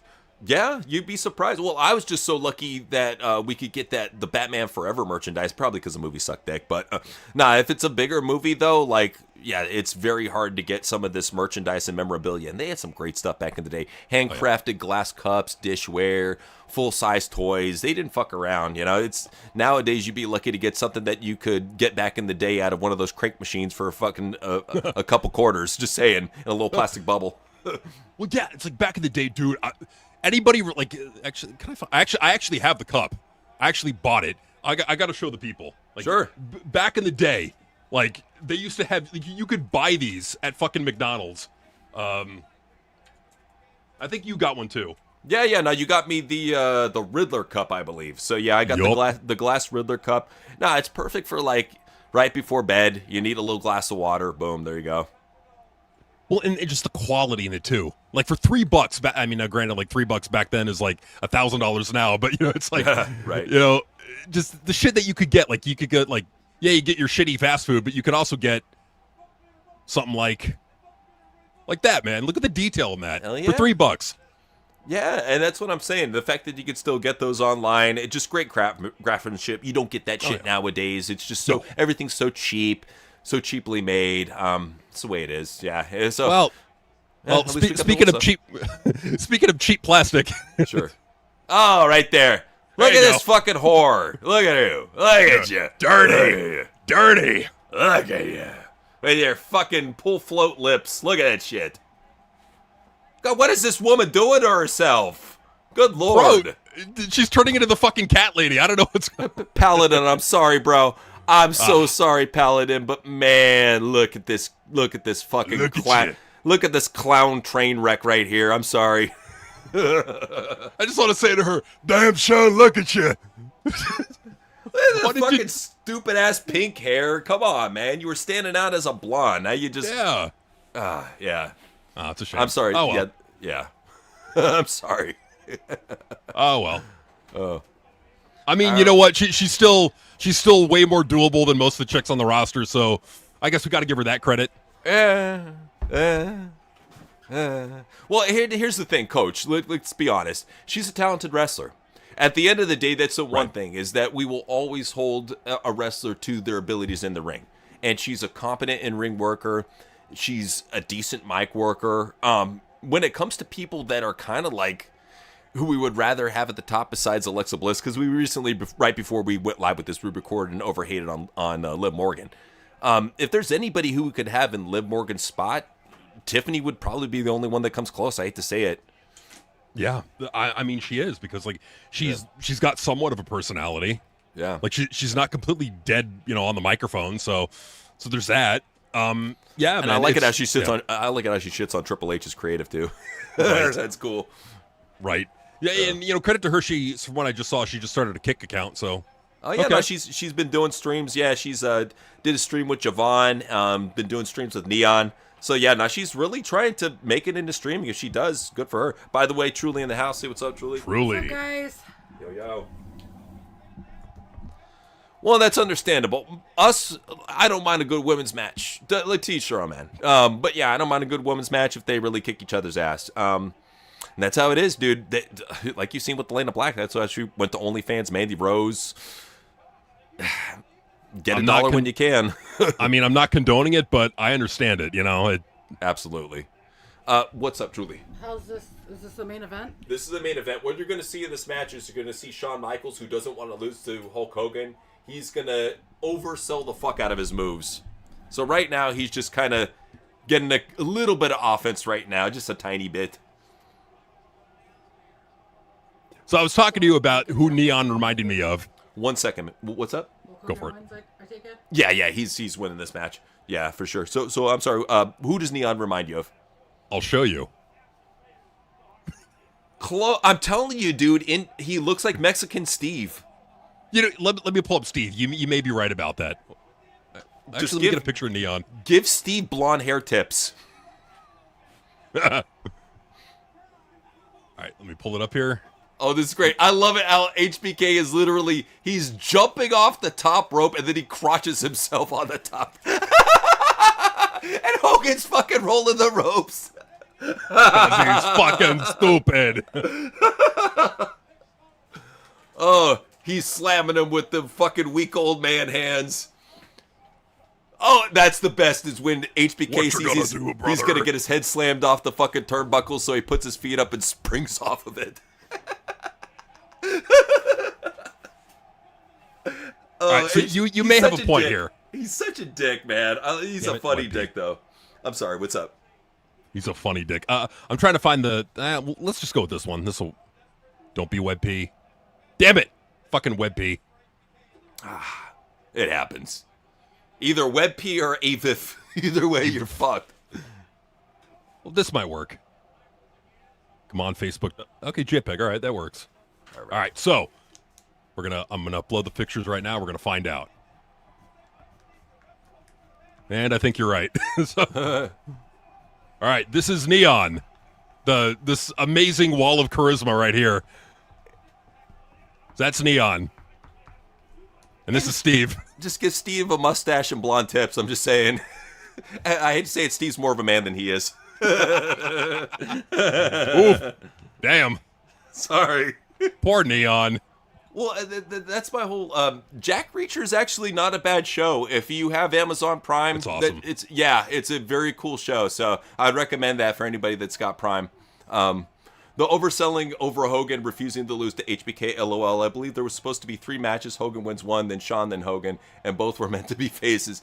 And that's the problem, man. When you have 2 faces clash, both are at the top. They both got the egos. It never works out. You always got to go... It's a time-honored tradition. Don't ever go against face and heel. Ever. It just works. Yeah. Well, and that's the thing, man. Like, that's, to me, I think what wrestling is really missing. You had those clear-cut baby faces and heels. But shit, like, even in dramas, you see, like, clear-cut baby faces and heels. And it works. Yeah. Don't veer from it. Just go... Yeah, I think that's honestly what I think should take over wrestling is drama. Like, bring in the fucking drama writers. Let them run the show. Yeah, yeah, I would like to see more of it, but it seems to be like with wrestling being taken over by wrestlers, they don't want to hire anybody outside that can make them look bad. And I think that's one of the main reasons why they're having a hard time bringing in Brian Gewirtz, because they don't want to have this one dude come in and outclass them all. It's their egos, man. A lot of egos.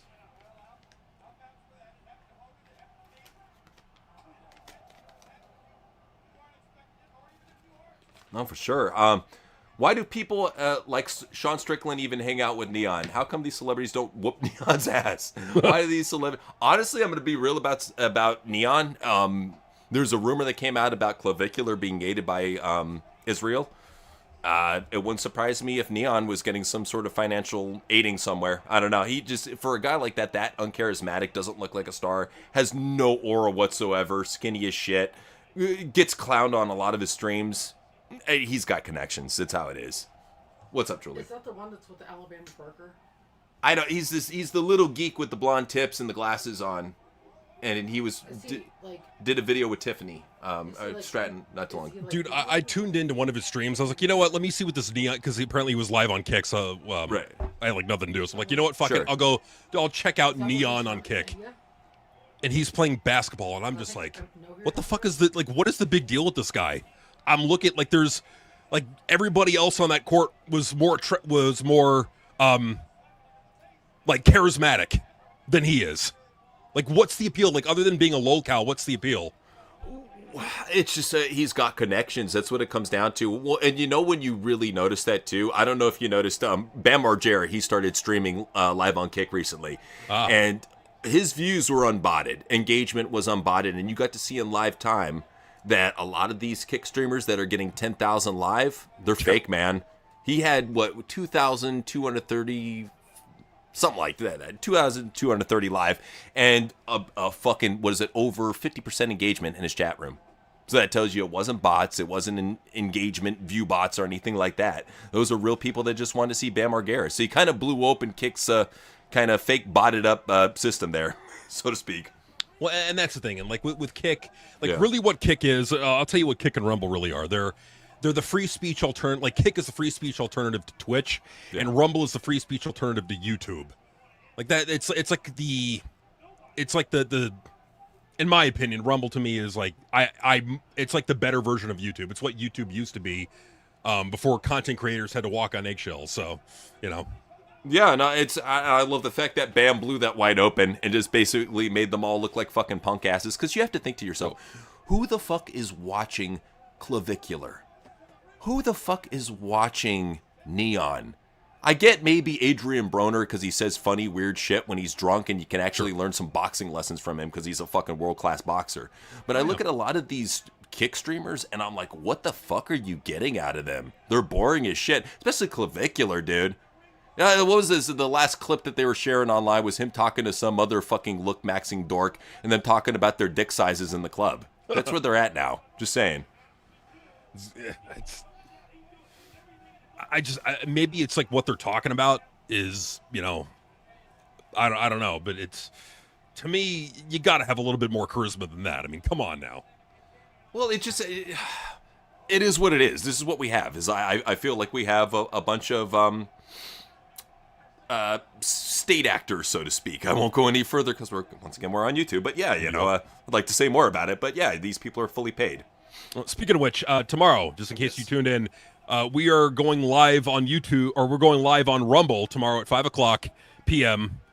And we are going to be talking about wrestling fans being idiots. We got a whole show, very, very big show planned tomorrow on Rumble. Huge, so absolutely huge, dramatically huge, so huge. A huge show on Rumble. Wrestling fans being idiots. They're really dumb, and they need to be ripped apart by NC and JC on Rumble tomorrow at 5.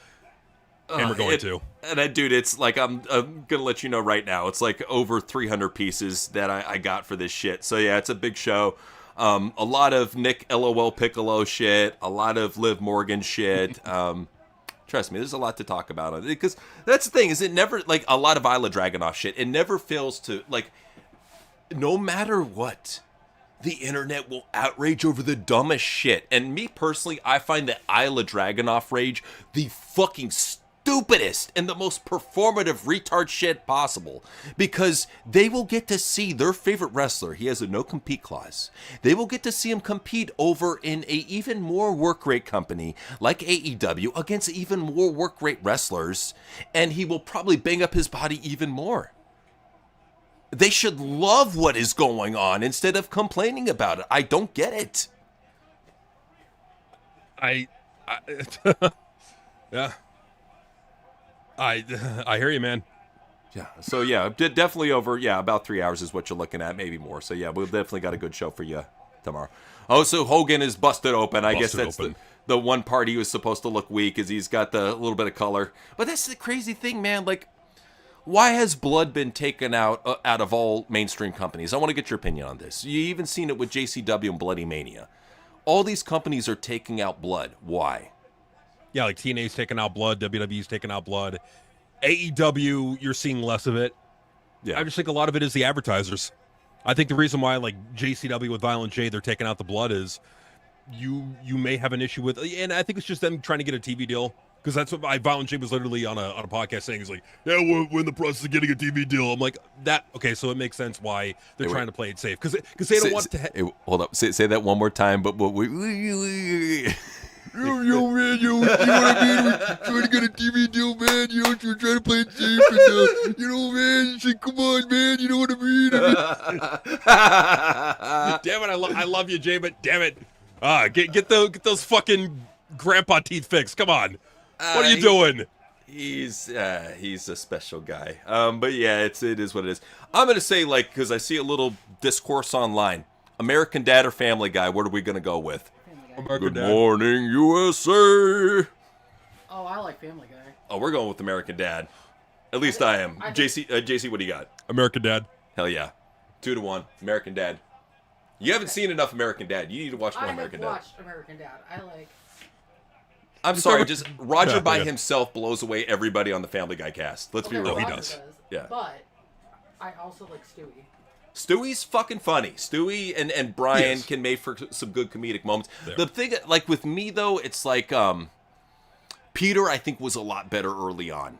I think they just made him too Homer Simpson as the season's gone on. His wife got way too hoary. Like they went full on with everything. Well, I think American Dad still kind of kept some of its longevity. I don't know. Well, yeah, like it's almost like the characters changed too much in Family Guy, whereas like the characters in American Dad are still, like, Francine's still Francine, Stan is still Stan, Steve is still Steve, Haley is still Haley at the end of the day, Jeff is still Jeff. Like there's still this, Roger's still Roger. There's still the same core cast of characters. Even Principal Lewis is still Principal Lewis. You know, like they really haven't changed much. Like they're still true to their character. I wanted to punch Peter Griffin in the face on the newer seasons. He's so he's the most insufferable piece of shit, and you're wondering how even this used up whore could be with him. Like, one of the, I know they were trying to make the stupidest TV dad possible, but holy shit, you got to make him somewhat lovable. And Peter's just an evil fucking fat retard. There's really nothing to love about him. I'm sorry. Well, there's nothing. At least with Stan, it's like it's almost like that South Park. It's like, I've learned something today, you know? Like, at the end of the day, he learns the error of his ways. He's a lovable dumbass. Yeah. Yeah. Okay, so Hogan, he's having his third win now. He just did the finger point, face full on crimson mask. He's pounding away with the bloody fist. Shawn is even covered with Hogan's blood. The blood's all over the mat. The ref just got knocked out with the ref bump. He's rolling to the outside. Who's going to call the action now? What's going on here? This is pandemonium. Oh my God. Pandemonium. Why can't they just have pandas do a fucking run-in if it's pandemonium? Come on, man. Oh no. Hulk Hogan's getting eaten by pandas. Or even just a bunch of dumbasses in panda suits beating him up. Either way. That too. All right, so Shawn just did the kip up. He's going to the top rope for his signature elbow drop, which he bit off a Macho Man and nobody calls him out for. We will. He's a thief. Yeah, he did it well though. I'll give him credit. He's at least a good thief. Well, here's what trips me out is even Isla was cool with it. You know how geeked fucking Isla was to be in the ring with Brock Lesnar? Oh, he loved it. And you really didn't see much of Isla after that. Yeah.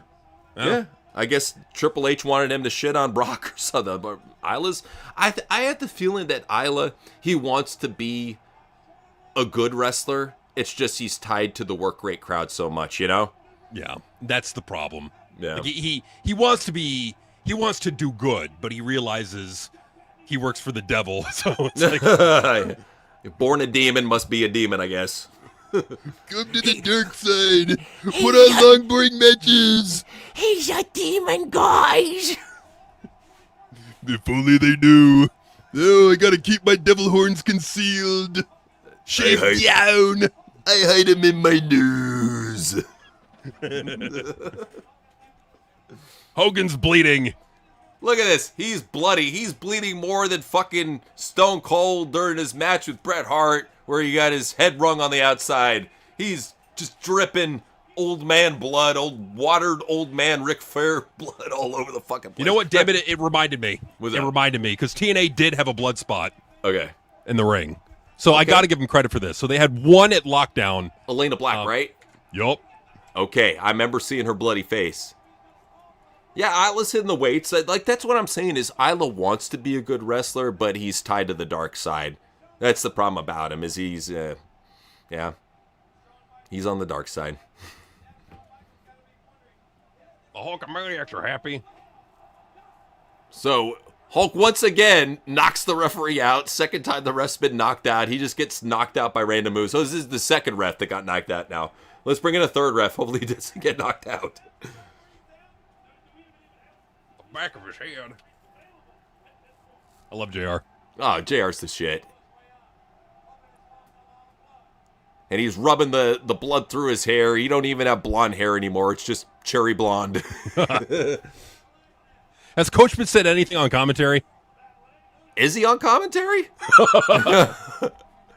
Is he Percy Watkins before Percy Watkins? Shut up, Percy. This is my... Shut up, Jonathan Coachman. This is my moment, damn it. I see Hugo Sanovich at the... Okay, yeah, Coachman is... Oh, you're right. Coachman is there. Wow. Yeah, he's literally just standing there with his fucking Coke bottle glasses staring at Shawn Michaels wearing his Tommy Bahama shirt. Oh, he's talking. Okay. He said Shawn Michaels is still in the show, I think he said. He's alive. He's alive. Yeah, so they had to wake him in the middle of it. They just shook him just like, hey. Like, get come up, on, man. damn it. We got a show to do. You are getting a paycheck. You don't wake the fuck up right now. Well, like, how can you not miss JR? Oh, JR is fantastic. Well, the fact of the matter is that people would love to have JR back, even though he's like on his deathbed. They would still love to have him back because he's better than everybody else, even on his deathbed. I mean, Yeah, like, you could put him in the hospital on life support, and he'd still be better than everybody. just like him on his like deathbed at the hospital, you just hear beep beep beep beep. Oh my God, what a maneuver! Oh, like even I'm sorry. this boring work rate match killed JR. It's all your fault. They would have to say that during the Kenny Omega Will Ospreay Memorial that they're finally the ones that did in JR. Good job, guys. They did it. Be ashamed. Yes. Be very ashamed. All right. I thought it was great. I love yeah. when Joey Styles cut that pipe bomb and spoke the real. Now he was legit. He meant everything he said. So I respect him. Yeah, Elena. So who's that in the background? Who's she? Zia facing? Brookside. Remember Zia Brookside from NXT UK? Almost looks like Tay Mello in that picture. But yeah, no, I remember Zia Brookside. Okay. Wow. So yeah, she actually took a blade job on that one. And go for her. And a boob job for that matter. Yeah. But if she's down to get bloody, that's good. I mean, that shows that AEW might sign her, just saying. Yeah, well, it's like, that's what I want from JCW. Just bring back the blood, bring back the violence. Yes. Come on. Do it. I know you want to do it. Well, Damn it, I that's- know you want to do it. Just fucking do it. And that's the frustrating thing, too, is they have sexy women, and they're not using those women in the storylines that matter. Like I said, Ring Rat should have been used in the Jasmine Sinclair storyline. Instead of using Mickey Knuckles, they should have been using J-Rod.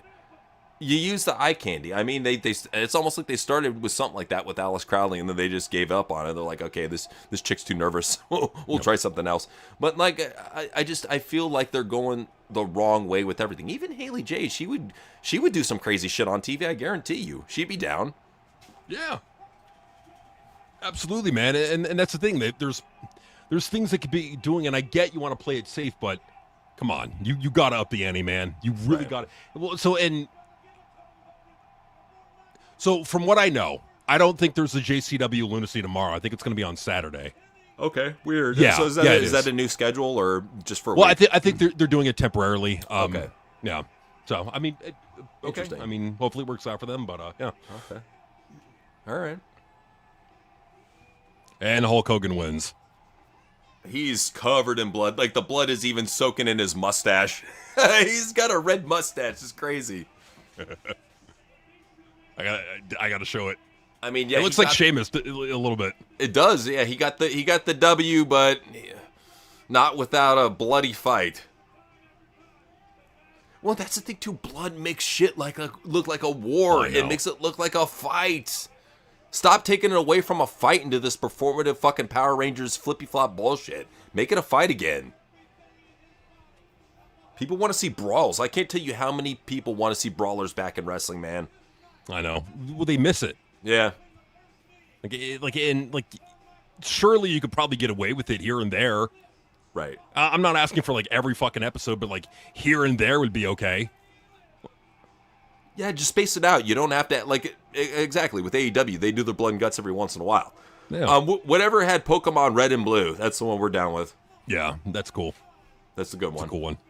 I remember doing the Gengar glitch. Anybody remember that? Like it was like some convoluted twisty fuck thing you do to. Oh yeah. You go to Viridian Forest and then all of a sudden you come across like a level 1 Gengar and then like you do one level up with the fucking thing and it goes to like level 100. So by the time you're at like Pewter City, like you can fucking just wipe everyone out. it's fucking great. That's a sick little glitch, and that's the thing too. Yeah. Is like a lot of these older games, they had what they would consider game-breaking glitches nowadays, but nah, they're cool shit. Like one of my favorite ones was from Mortal Kombat. It's Sega Genesis, and if you punch them off the top of the bridge, you would go underneath and you would fight in the spikes, you know? And what you would do is first you would face Reptile, but then you would face like all these weird reptilian clones afterwards, like Reptilian Kano, Reptilian Liu Kang, and it was only on the Sega Genesis one. But like even that glitch, it added new people to the game, which I thought was cool.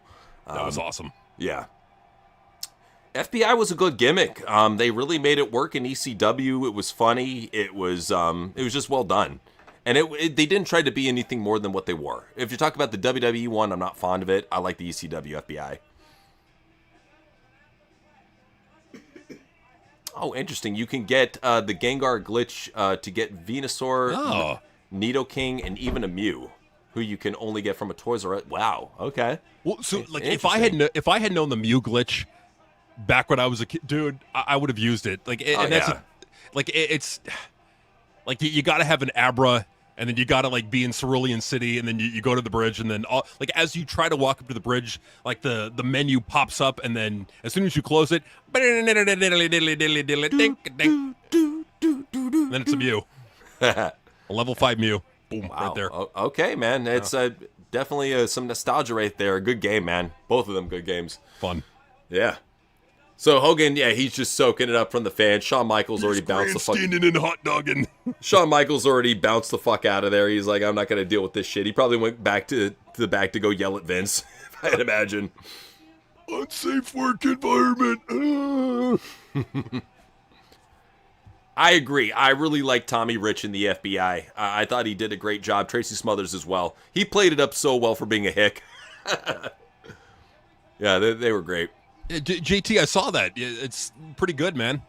Oh, yeah. So, Rocked it. okay. Yeah, I haven't been on X much. I'm going to have to check out your account, man. But that's cool. Right on.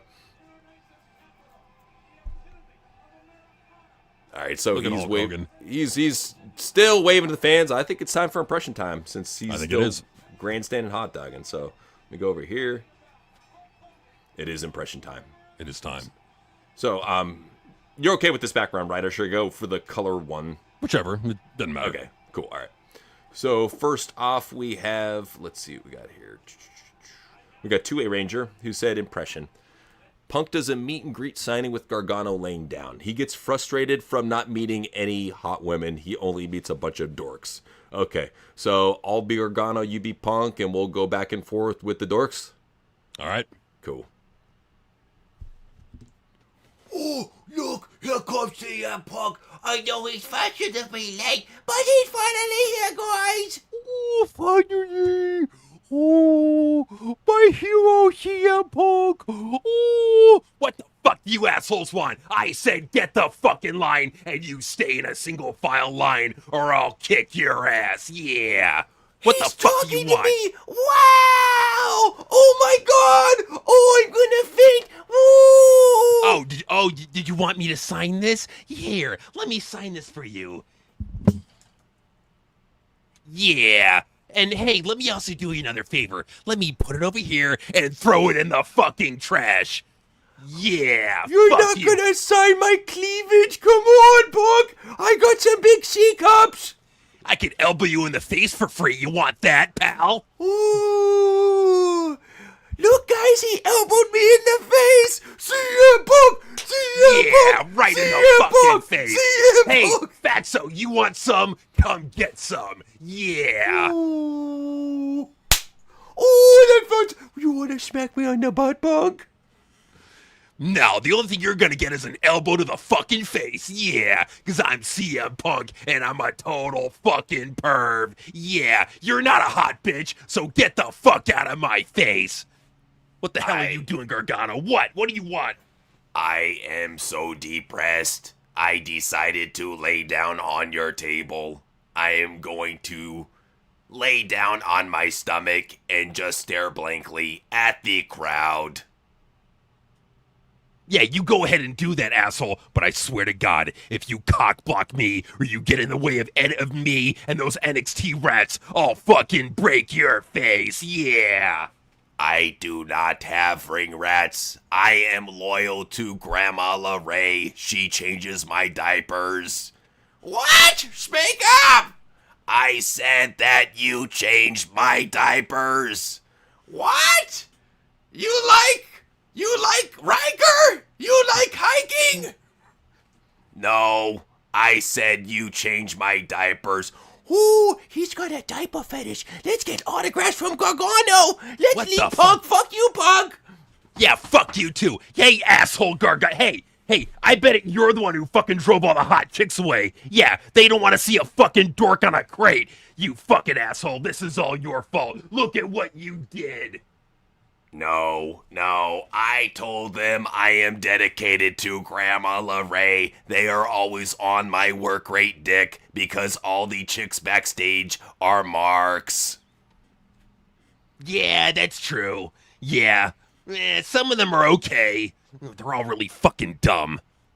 Tell Makes you them what. easy. Yeah. Tell you what. You don't have to go home a loser. Here's my hotel room key. How about you and Grandma go at it and I sit in the corner? Come on, what, you think I'm gonna bang? Actually, yeah, give me the key. Hey, baby, I'll see you later. Yeah. What? I don't have any alligators! The only alligator you're gonna get is between my fucking pants. Yeah. Ooh! 2A Ranger said impression. Punk poorly deadlifts with Arnold as his trainer. Okay.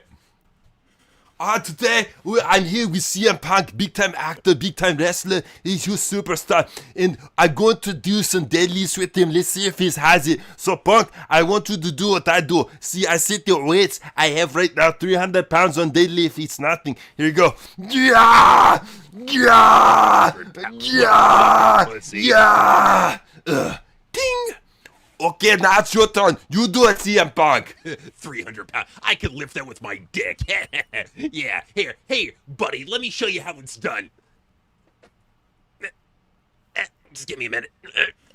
Come on, you fucking pussy! Come on! Lift it! It's only 300 pounds! Come on! What are you This doing? isn't Come on! 300 pounds. This is like 1,000 pounds.